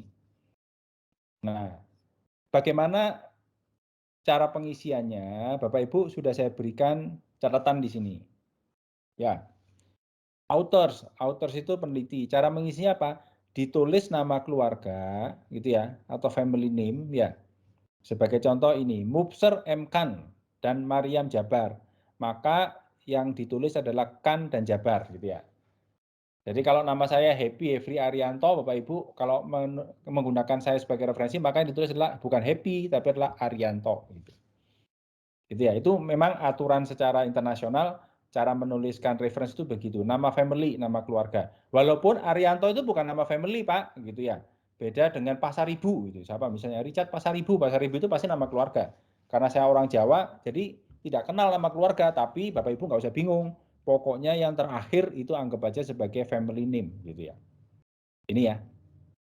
Nah, jadi kalau ditulis di sini adalah nih, Khan dan Jabar. Tapi saya bilang tahun berapa sih penelitian itu tadi dipublikasikan, Bapak Ibu bisa lihat. Mana tadi? Nih, volume 2 nomor 3 2013. Maka Bapak Ibu yang perlu ambil adalah nomor 13-nya. Ya, di sini ditulis 2013. Gitu kan? Terus data penelitian itu diambil di mana? Oke, coba dibaca di sini. Ya, dibaca di sini. Sebetulnya gampang kok. Orang yang meneliti ini asal dari mana gitu. Sebetulnya gampang kok. Oh, orang ini dari Pakistan gitu. Oh ya, kemungkinan dari Pakistan gitu. Atau kalau mau baca di sini ya pasti dari adalah instruksi bahwa dia itu ada di Pakistan. Maka saya terus sini. Mana tadi ya? Country of data ini. Lihat di bagian research design atau metodologi, gitu kan ya. Jadi Bapak Ibu nanti kalau misalkan ditanya penelitian ini datanya diambil di negara mana, Bapak Ibu cari research design atau metodologi. Nah, ini kan metodologi atau metode gitu kan ya. Pokoknya dibacalah di sini. Data ini diambil dari mana? Ini kan nggak ada ceritanya kan. Nah, nanti ini. The population of this study consists of managerial and non-managerial employee. Jadi populasi penelitiannya dia ini karyawan yang levelnya manajerial maupun non-manajerial yang bekerja di sektor swasta di Pakistan. Nah, ini. Nah, maka data ini berarti diambilnya di mana? Di Pakistan. Pakistan itu negara mana? Berkembang atau kelompok negara berkembang, negara maju, negara apa? Bapak Ibu lihat di internet lah. Kita tahu lah, kalau pokoknya Pakistan itu kan lebih kurang kayak Indonesia, negara berkembang ya, tulisnya developing. benua mana? Nah ini kalau nggak tahu tinggal kembali ke SMA aja gitu kan. Pakistan tuh Asia Selatan ya kalau nggak salah ya. Asia Tenggara apa Asia Selatan? Nah industri apa? Oh adalah sektor swasta gitu dan seterusnya. Kan sudah disebutkan kan tadi kan di sini kan ya. Populasi adalah karyawan atau pegawai manajerial dan non manajerial yang bekerja di korporat sektor swasta. Nah, pertanyaan berikutnya, Pak, Bapak ini ngisinya mesti pakai bahasa Indonesia atau bahasa Inggris, terserah gitu. Yang penting jangan bahasa Mandarin, jangan bahasa Teochew, bahasa Korea saya nggak bisa baca gitu ya. Kalau bahasa Inggris saya masih bisa, bahasa Indonesia saya lihai gitu kan ya. Ya, jadi kira-kira seperti itu. Jadi yang dibaca sekali lagi Bapak Ibu ikutin aja instruksi yang ada di sini. Nah, itu cara membaca secara bagi pemula ya, bagi pembaca pemula membaca jurnal itu kalau dilihat hal-hal yang penting ini aja. Siapa penulisnya, tahun berapa, di negara mana data itu diambil, negara ini termasuk negara berkembang apa negara maju gitu kan ya. Kalau negara maju kan developed country. Terus kalau kontinen itu benua, di benua mana, Asia Selatan dan seterusnya.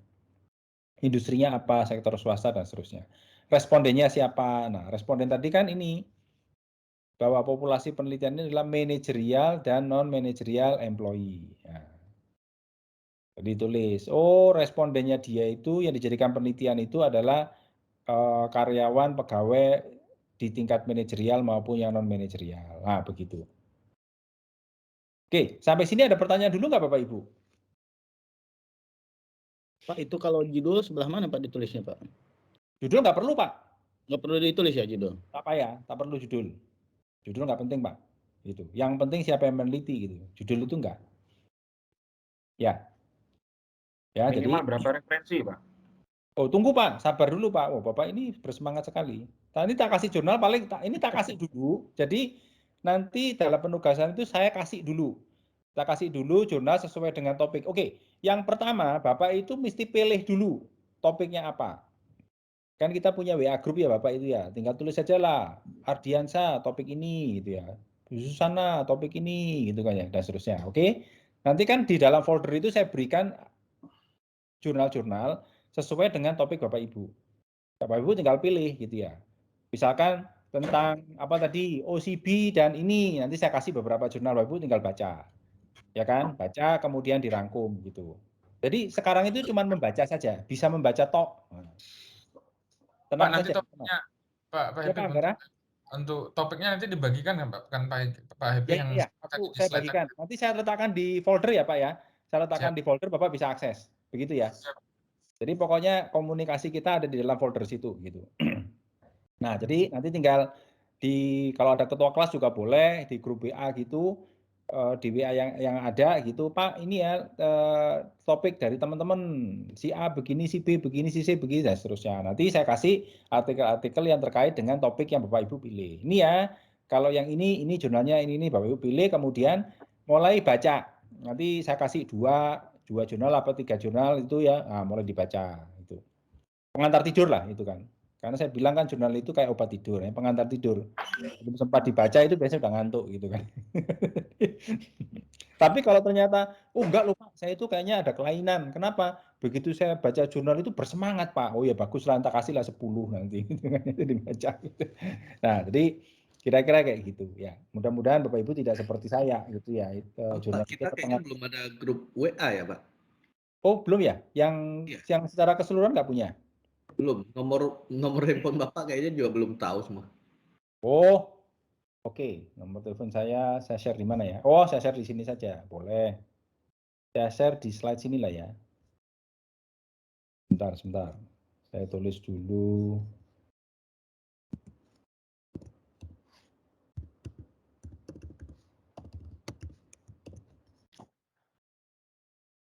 Ah, di sini Pak. Kalau bisa dijadikan apa? Ah, ini Pak. Ini nomor kontak saya. Ya, nanti kalau mau dibikin grup juga boleh gitu kan. Supaya saling mengingatkan gitu ya. Siapa tahu saya lupa atau Bapak Ibu ada yang lupa saya ingatkan dan seterusnya. Ya, nanti saya share ini juga topik-topik tesis ini. Langsung dibuatin aja Bu Susana kelas A-nya Bu Susana. Oh, ketua kelasnya wanita ya? Iya, Wah, susah. ini juga ini berarti para utama Emansipasi, juga. Pak. Kami emansipasi. Pilihan ini nggak pakai musyawarah, main tunjuk aja. Kan namanya penunjukan langsung, Bu. Sah, sah. Tah. Oke, sebentar. Saya tulis dulu. Topik tesis. Ini batch 19 ya, kalau saya nggak salah ya. Ya, Pak. Angkatan 19 ya. 19. Oke, nah, nanti saya bagi. Oke, apa tadi ya? Saya lanjutkan dulu ya Bapak Ibu tadi ya, terkait dengan rangkum-merangkum tadi gitu ya. Jadi Bapak Ibu, jadi nanti Bapak Ibu saya bagi, saya tunjukkan, ini nanti ada di dalam folder gitu ya. Saya konfirmasi dulu sebentar lagi ke Bu Dian, sudah di-share atau belum. Nanti kalau sudah di-share Bapak Ibu, saya bagikan linknya, kemudian Bapak Ibu bisa akses. Nah, hal lain yang Bapak Ibu perlu rangkum di sini ini adalah siapa responden tadi sudah ya. Kemudian ini ada nggak dependen? Yang pasti kalau dependen pasti ada. Kalau independen ya pasti ada. Yang belum tentu ada itu kan mediator dan moderator. Gitu ya. Ya kan tadi kan? Sebentar. Ya. Moderator, mediator. Ini nggak harus diisi Bapak Ibu. Kalau memang tidak ada, contoh ya. Contoh punya si Mariam ini kan tak ada ini. Mana tadi ya? Nah, ini contoh. Ini yang ada kan cuma variabel independen dan satu lagi adalah variabel dependent. Ya, makanya yang perlu diisi di sini adalah dependent. Dependentnya apa? Employee performance. Nah, ini kan ingat ya, yang di sini itu adalah yang dependent. Yang ini adalah independent. Bahasa Indonesianya independent itu variabel bebas, ini variabel terikat. Variabel bebas itu adalah namanya bebas ya, ini yang menyebabkan. Variabel terikat ini yang akibatnya, yang dampaknya gitu ya. Ini dampaknya apa gitu atau akibatnya. Gitu. Ya. Nah, jadi dependennya apa, independennya apa gitu ya. Kalau tidak ada moderator mediatornya ya sudah nggak usah diisi gitu. Ya, jadi kalau independennya banyak ya diisi aja gini, work life conflict. Ini konflik dalam kehidupan rumah tangga, kehidupan kerja. Kemudian kepemimpinan, working condition. Nah, ini ditulis saja seperti ini ya. Kemudian setelah itu dependennya apa ya diisi juga gitu. Ya, tinggal diisi. Nah, yang diisi yang lain itu adalah indikator performance. Indikator performance itu sebetulnya hasilnya Bapak Ibu. Hasil dari penelitiannya ini apa sih gitu ya. Nah, contoh, hasil penelitian itu Bapak Ibu bisa baca di sini. Nah, ini finding, ini yang namanya research finding. Tapi ya panjang begini Bapak Ibu. Ini bisa dibaca. Nah, kalau nggak mau repot ya, mau repot. Untuk pemula, sekali lagi untuk pemula. Nah, bacanya itu mulai dari sini, ada di dalam abstrak. Abstrak itu mulai dari tujuan penelitiannya apa sampai hasilnya itu ada, sampai kesimpulan saran itu ada. Nah, ini contoh ya. Nah, ini ada di sini juga tadi. Data itu diambil dari mana? Oh, di Pakistan itu juga ada di dalam abstrak gitu ya. Nah, dan seterusnya sebentar. Di mana? Tunggu ya sebentar. Mulai dari sini lah. Dan seterusnya, dan analisis, entes, dan seterusnya. Nah, ini hasilnya itu mulai dari sini lah. Mulai dari sini. Oh, mulai dari sini. Sorry, mulai dari sini. Sini sampai sinilah. Ini hasil penelitian Bapak Ibu. Misalkan ya, ini dianalisis intil dan seterusnya bla bla bla. In corporate sector of Pakistan, ya, bahwa efek dari working condition, nah, dan employee job performance as shown by the insignificant correlation. Artinya kan lebih kurang begini, bahwa kondisi kerja tidak mempengaruhi kinerja dari karyawan. Kalau Bapak Ibu masih bingung menerjemahkan dengan bahasa sendiri, Bapak Ibu copy aja nggak apa-apa. Di copy aja nggak apa-apa, karena ini sebetulnya untuk catatan kita. Ya, terus selain itu apa? Among working condition and employee performance, dan seterusnya. Independent variable seperti leadership, ini kan, leadership dan kompensasi, head, ini kan. had significant positive impact on dependent. Jadi kalau leadership dan kompensasi itu berpengaruh signifikan. Ini kan gambarnya tadi kan begini. Gambarnya tadi kan begini. Mana tadi gambarnya ya? Tadi kan dibilang bahwa working condition tidak mempengaruhi atau insignifikan. Insignifikan itu artinya berpengaruh tapi tidak signifikan nyebutnya. Working condition berpengaruh tidak signifikan terhadap employee performance. Tapi leadership dan compensation itu berpengaruh signifikan terhadap employee performance. Makanya Bapak Ibu perlu rangkum di sini. Kalau saya biasanya kalau ini cuma simbol supaya nulisnya nggak ribet. Tapi kalau Bapak Ibu masih belum bisa menuliskan begini, nggak apa-apa, tulis saja apa adanya di situ, tinggal di copy saja. Jadi kalau ini kan working condition itu saya singkat WC, gitu ya. bukan toilet ya, WC ya. Working condition dan employee performance insignifikan. Insignifikan itu sesuai dengan kata-kata tadi dia tidak signifikan.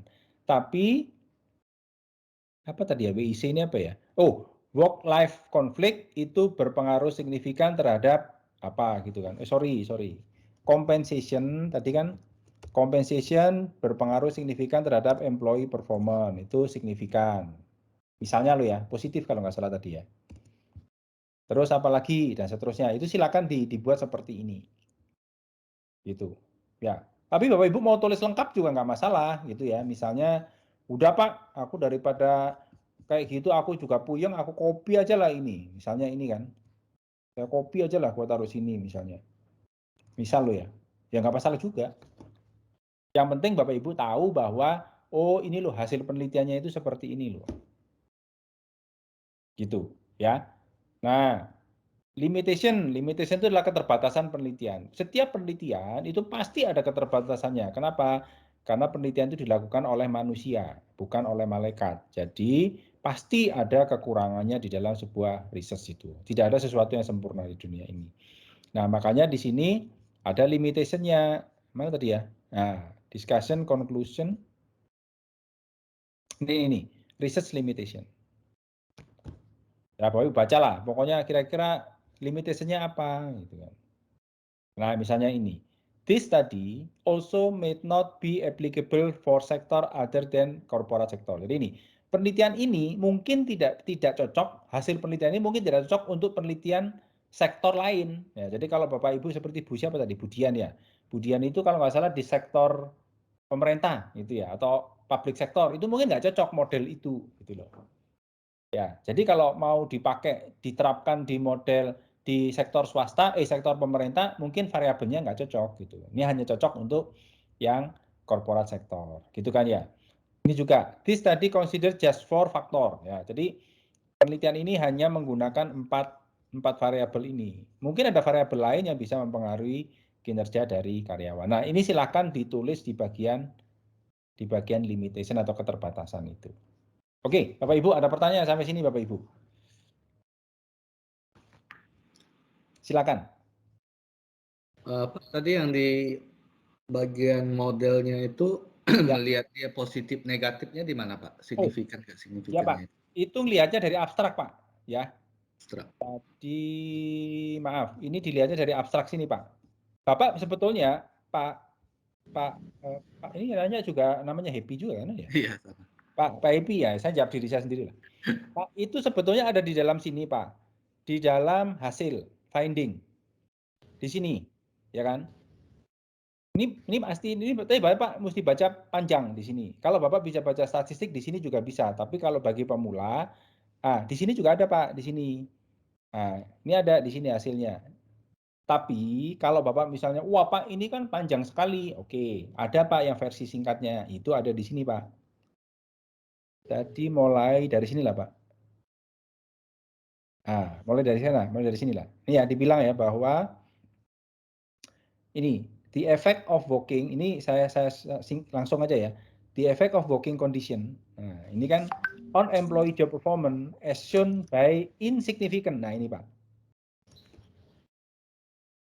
Ya, makanya di sini saya rangkumnya, saya tulisnya adalah insig. Ya, saya singkat aja. Oh, working condition dan employee performance insig berarti tidak signifikan begitu.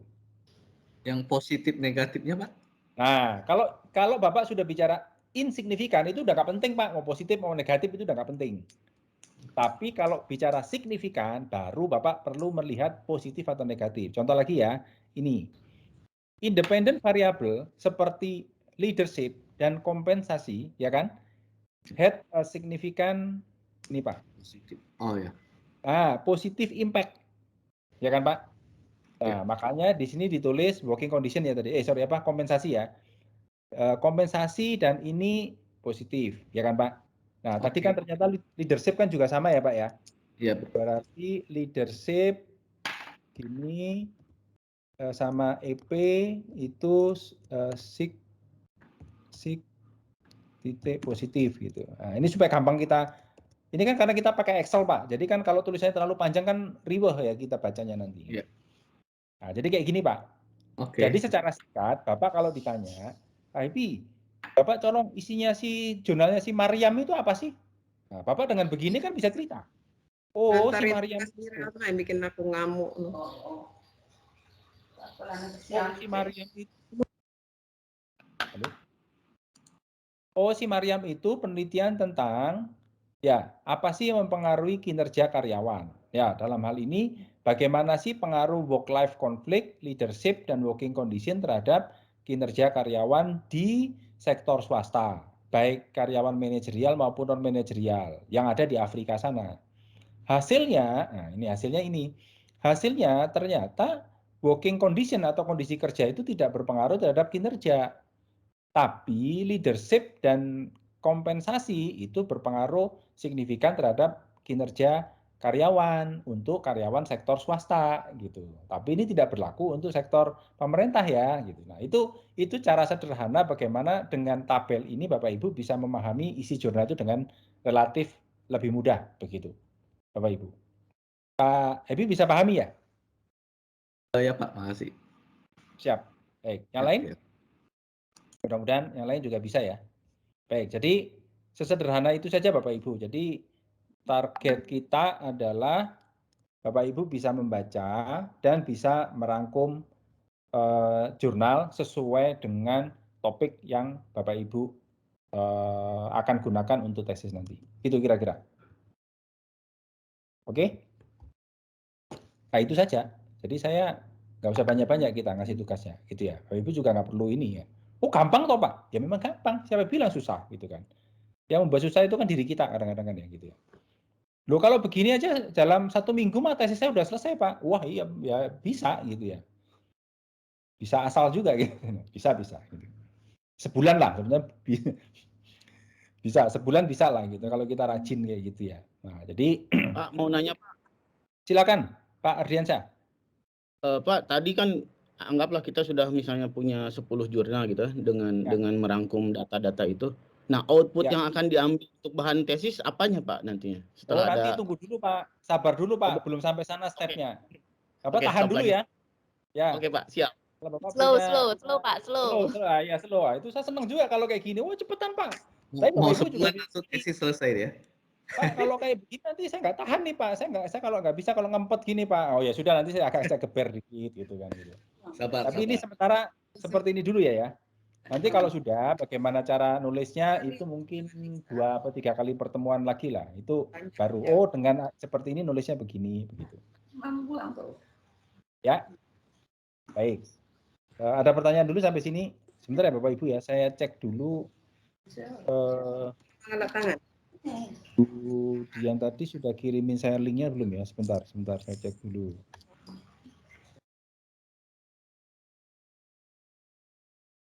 Oh, sudah. Ini linknya. Saya share di mana ya? Bapak Ibu sudah punya grup belum ya? Kalau sudah, atau saya boleh di WA aja salah satu kontak yang ada di sini. Ya siapa saja Bu Susana boleh WA ke saya bagikan linknya supaya Bapak Ibu nanti bisa. Ini contoh ya Bapak Ibu. Karena Izin Pak, kita barusan udah bikin grup kelas A. Tadi Pak Happy juga sudah di-invite ke dalam grup itu ya. Sebentar, saya cek dulu sebentar. Kelas A. Oh, Metopen kelas A ya. Oke, saya share. Bapak Ibu coba buka. Kalau nggak bisa, mesti segera saya perbaiki gitu kan. Kelas A. Tunggu, sebentar, salah. Tunggu, salah saya. Ini gimana caranya ya?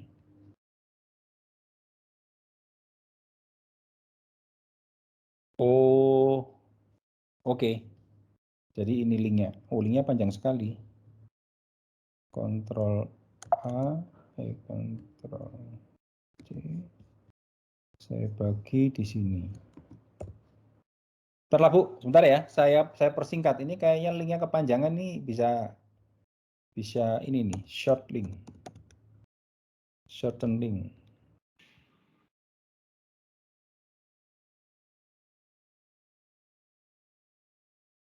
Oke, saya create link. Entire long, oke.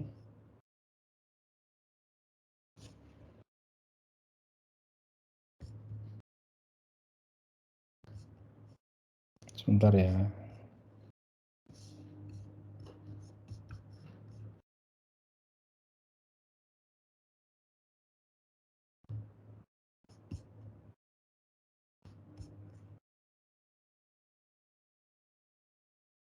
Oke.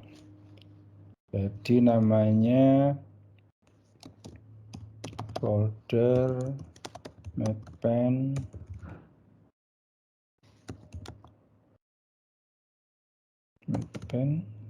MM 19. Ini 19A ya? 19A. Oke, linknya. Tunggu.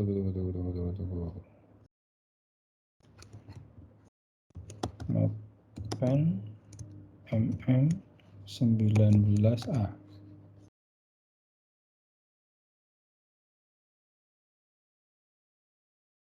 Save. Oke, ini linknya ya Bapak Ibu. Saya copy dulu. Saya bagi di grup ini. Oke, tolong di itu ya, di grup, tolong diklik, bisa nggak akses itu? Jadi bentuknya nanti begitu Bapak Ibu akses link di situ. Mana tadi link?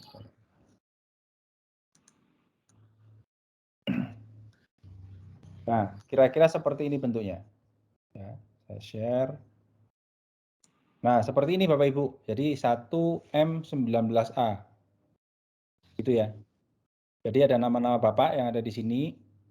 Bapak Ibu ada di sini. Nanti tinggal kalau misalnya Pak Bagas ya tinggal klik aja folder Bapak sehingga Bapak tinggal drop aja. Bapak drop aja file yang ingin Bapak submit di situ. Nah, saya berikan juga file yang saya punya ini. Saya akan letakkan satu folder, namanya adalah template ya Bapak Ibu ya, di dalam folder Bapak Ibu. Sebentar. Kayaknya masih belum kebuka, Pak. Belum bisa? Belum bisa di Iya, saya. belum bisa, Pak. Masih restriction-nya. Oh, sebentar ya.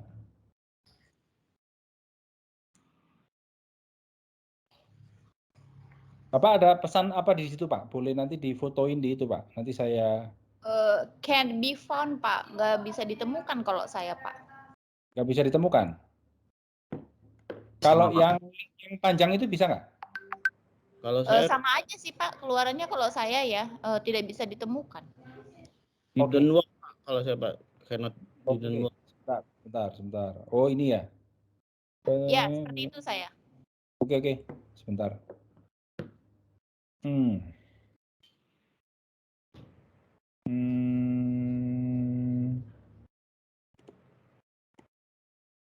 Sebentar ya. Ya. Oke. Ini. Gak apa-apa. Nanti Bapak Ibu saya urusin dulu dengan Budian ya Bapak Ibu ya. Nanti pokoknya kita sudah punya forum yang kita bisa share beberapa hal tadi ya. Linknya nanti saya bagikan, saya konfirmasi ke Budian dulu untuk dibuka supaya bisa diakses oleh mungkin waktu buat foldernya itu limited access gitu. Jadi nanti saya buka filenya. Saya buka apa namanya restriction-nya gitu ya kira-kira.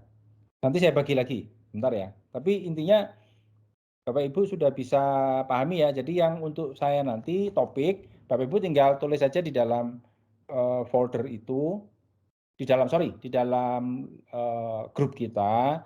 Misalkan Bu Susana pilih topik ini, Bu ini. Sebentar lagi saya letakkan yang topik-topik tadi ke dalam di dalam folder kita dan saya berikan judulnya adalah template. Kalau template di situ nanti kalau ada topik saya berikan topik. Kalau misalkan nanti ada artikel-artikel atau jurnal yang sesuai dengan topik Bapak Ibu, nanti saya letakkan di dalam folder topik kira-kira begitu. Nanti saya berikan instruksinya. Ya, Bapak Ibu kira-kira begitu ya? Bisa dipahami ya?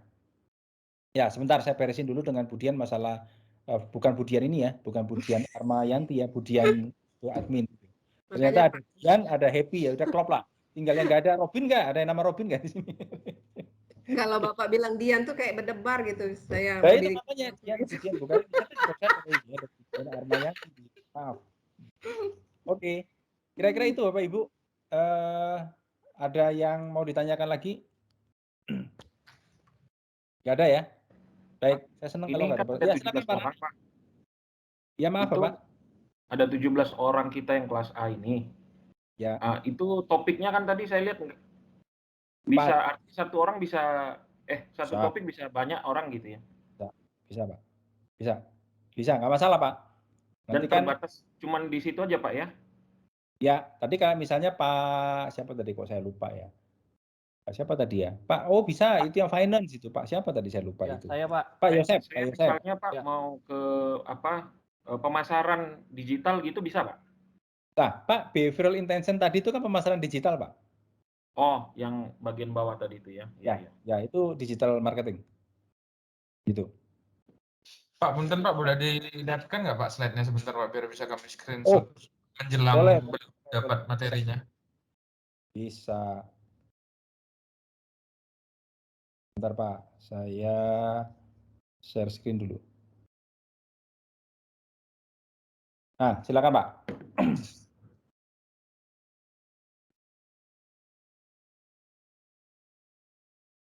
Belum muncul Pak.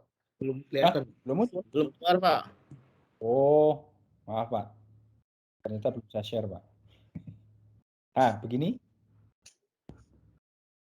Kelihatan? Kelihatan.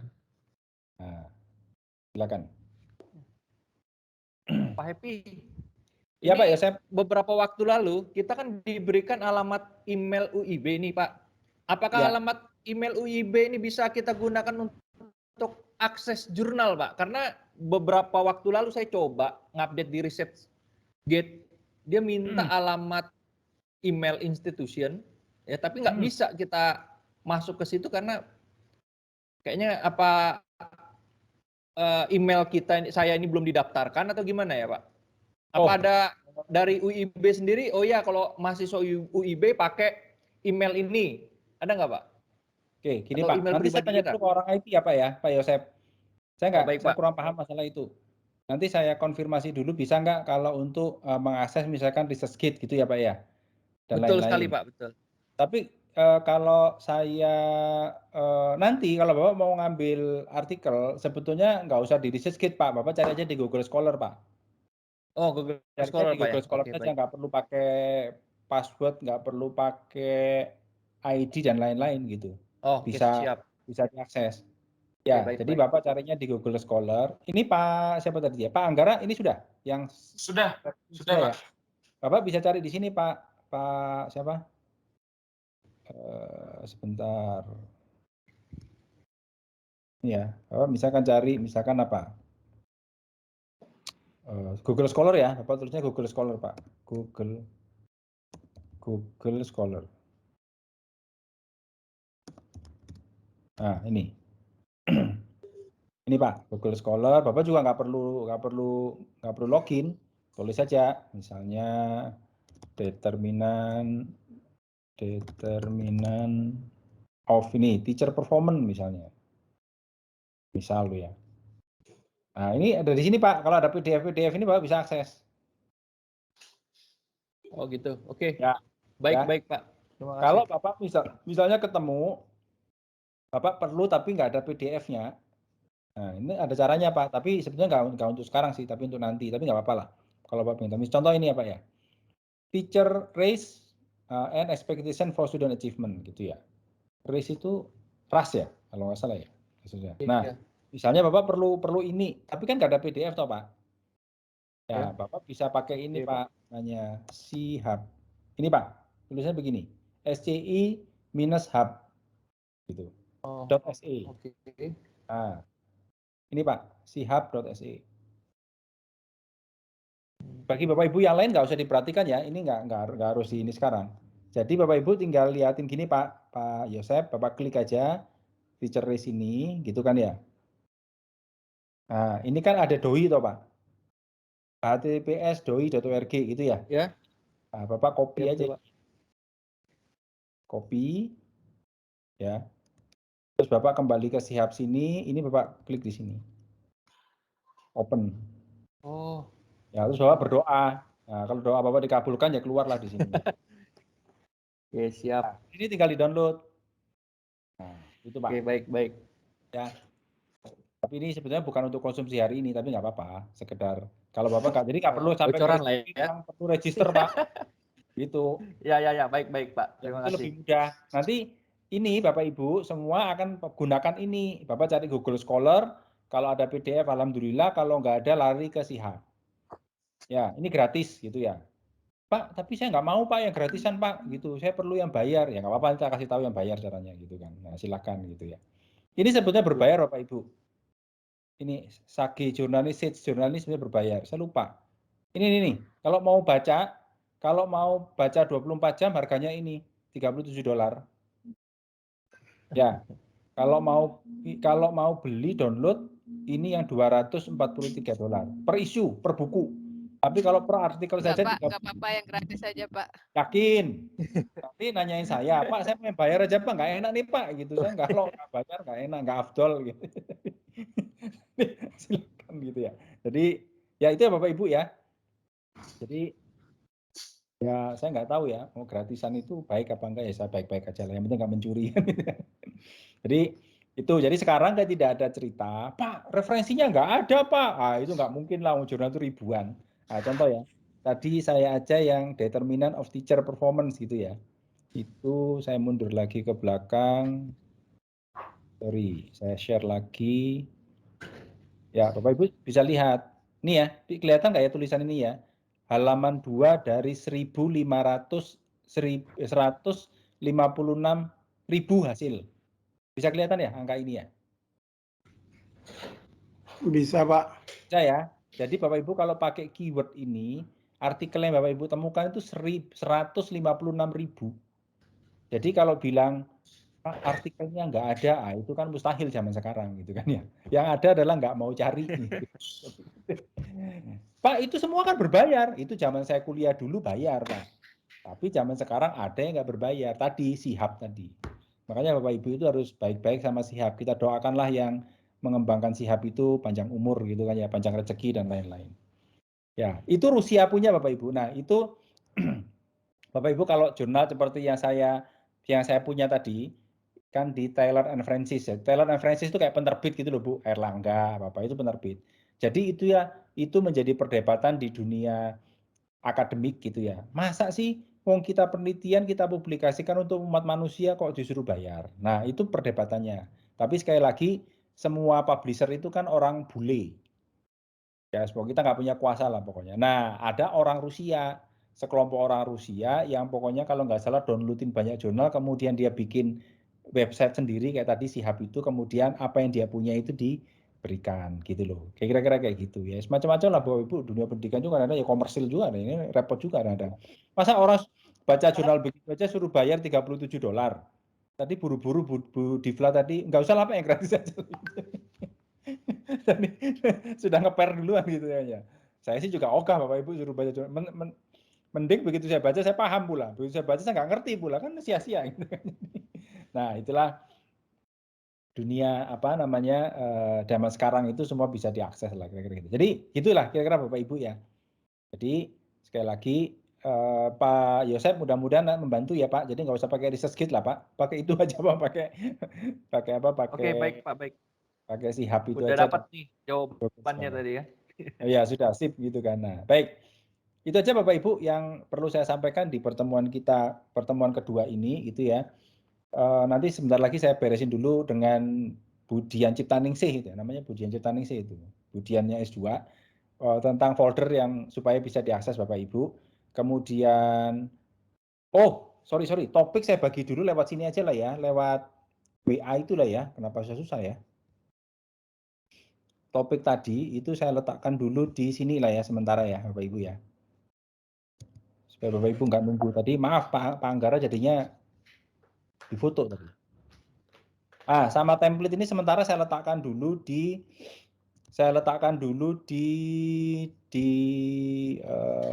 saya kirim di WA ya, WA grup ya. Sebentar. Supaya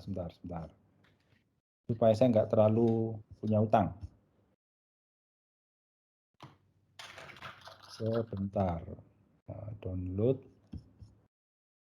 edit topik saya share di sini. Share, kemudian satu lagi Excel ya. Excel. Template, oke. Saya share di sini. Nah, udah. Saya sudah bagi ke Bapak Ibu kalau yang jurnal yang tadi kalau Bapak Ibu mau juga bisa sebentar ya. Sebentar. Employee performance. Siapa itu namanya? Kan dan Jabar ya. Ini sekedar tadi supaya untuk mereview. Nah, gitu. Nah, sudah saya berikan di sana. Jadi nanti tinggal utang saya adalah folder yang Bapak Ibu bisa akses gitu ya. Kira-kira begitu. Ya Bapak Ibu. Oke, ada pertanyaan? Kayaknya ini akibat kuliah hari Sabtu pagi ya, jadi pertanyaan nggak ada. Pak, jangan membebani weekend kami dengan hal-hal yang tidak terlalu penting gitu. Oke. Ya kan saya dulu juga pernah jadi mahasiswa Bapak Ibu. Ya, jadi dosen nggak tiba-tiba jadi dosen kan, pernah jadi mahasiswa. Jadi saya memahami perilaku mahasiswa gitu kan. Oke, Bapak Ibu. Itu yang bisa saya sampaikan. Sebentar ya. Pak, untuk UTS sama UAS itu apa aja Pak di sini? Mantap lah Pak Rani ini ya. UTS UAS apa ya? UTS itu bikin bab 1-2 kalau nggak salah Pak. Pokoknya UAS itu dilanjutkan aja 1-2-3 begitu. 1-2-3 plus kuesioner. Iya, karena UTS tinggal sebulan lagi loh Pak. Oh iya? Cepat kali ya? Enggak Pak, tenang aja Pak. Tenang aja Pak. Tenang. Baik, Pak. Silakan. Kemudian, silakan. Pak, kalau tadi kan untuk penelitian kan di lapangan. Nah, itu kan ada kuesioner, ya Pak ya. Kalau misalnya ada batasan nggak berapa kuesioner yang minimal yang harus kita sebar? Gitu. Ada Bu, nanti kan ada hitungannya Bu. Ada hitungannya berapa populasi, berapa tingkat kepercayaan atau confidence level yang kita mau, misalnya apa 99%, 95%, 90%. Nah, dari situ ada rumusnya Bu. Tinggal dihitung aja, pakai kalkulator. Ada kalkulatornya di website juga ada. Begitu Bu. Jadi cara menentukannya seperti itu. Ya, tergantung jumlah populasi Bapak Ibu lah, gitu. Begitu. Ya, baik. Yang lain ada lagi? Nggak ada? Pak, sebelum ditutup Pak, jadi tugas awal kita menentukan topik, setelah menentukan topik, kemudian posting aja di dalam grup kita, satu. Yang kedua, setelah itu nanti kalau Bapak udah tentukan topik, nanti saya bagi jurnalnya. Ini jurnal untuk topik ini, jurnal topik ini saya bagi. Seret, Bapak Ibu baca, Bapak Ibu rangkum di Excel tadi. Ya, Bapak Ibu rangkum di Excel tadi, gitu. Udah, begitu saja. Pak, itu nggak menantang, Pak. Oh ya boleh juga, nggak apa-apa juga. Gitu. Begitu ya Pak Anggara? Siap Pak, makasih banyak Pak. Sama-sama. Maksudnya terima kasih banyak yang mana nih Pak? Tidak memberikan tugas terlalu banyak atau yang mana Pak? Semuanya Pak, dimudahkan. Terima kasih banyak. Baik, baik. Bapak Ibu ada lagi?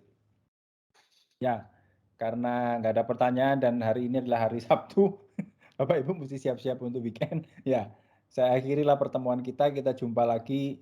Nanti saya nggak tahu jadwalnya Bu Dian Ciptaningsih, Bu Dian S2 itu Tadi kapan? udah absen belum ya Pak? Sorry. Absen, nanti saya absen aja Pak. Oh, iya. Kalau cuma segini kan agak susah ya absen. Bagi saya itu absen nggak penting Pak.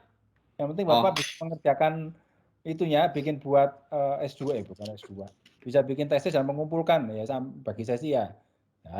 Beda-beda Pak. Kadang ada absen, ada dosen yang anggap absen penting. Ada. Nanti kalau Bapak di semester 2 ketemu Pak Heru, itu sekali pertemuan di absen 3 kali Pak. Datang tengah keluar gitu. Nanti ada Pak, itu penting gitu.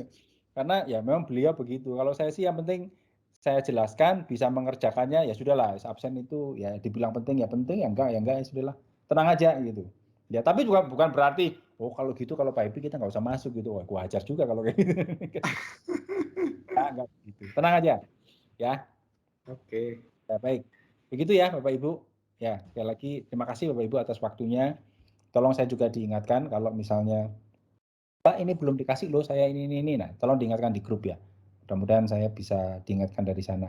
Baik Bapak Ibu, saya izin mengakhiri pertemuan kita. Saya coba urusin dulu urusan folder tadi, tapi minimal hal-hal yang perlu saya sampaikan sudah saya taruh di grup kita dulu di WA supaya Bapak Ibu juga bisa follow up gitu ya. Bisa coba baca lagi gitu. Baik Bapak Ibu, terima kasih. Kalau tidak ada pertanyaan, saya izin leave. Kita jumpa lagi di lain waktu ya Bapak Ibu. Baik, selamat pagi. Assalamualaikum warahmatullahi wabarakatuh. Pagi. Izin leave ya. Wabarakatuh. Terima kasih. Terima kasih.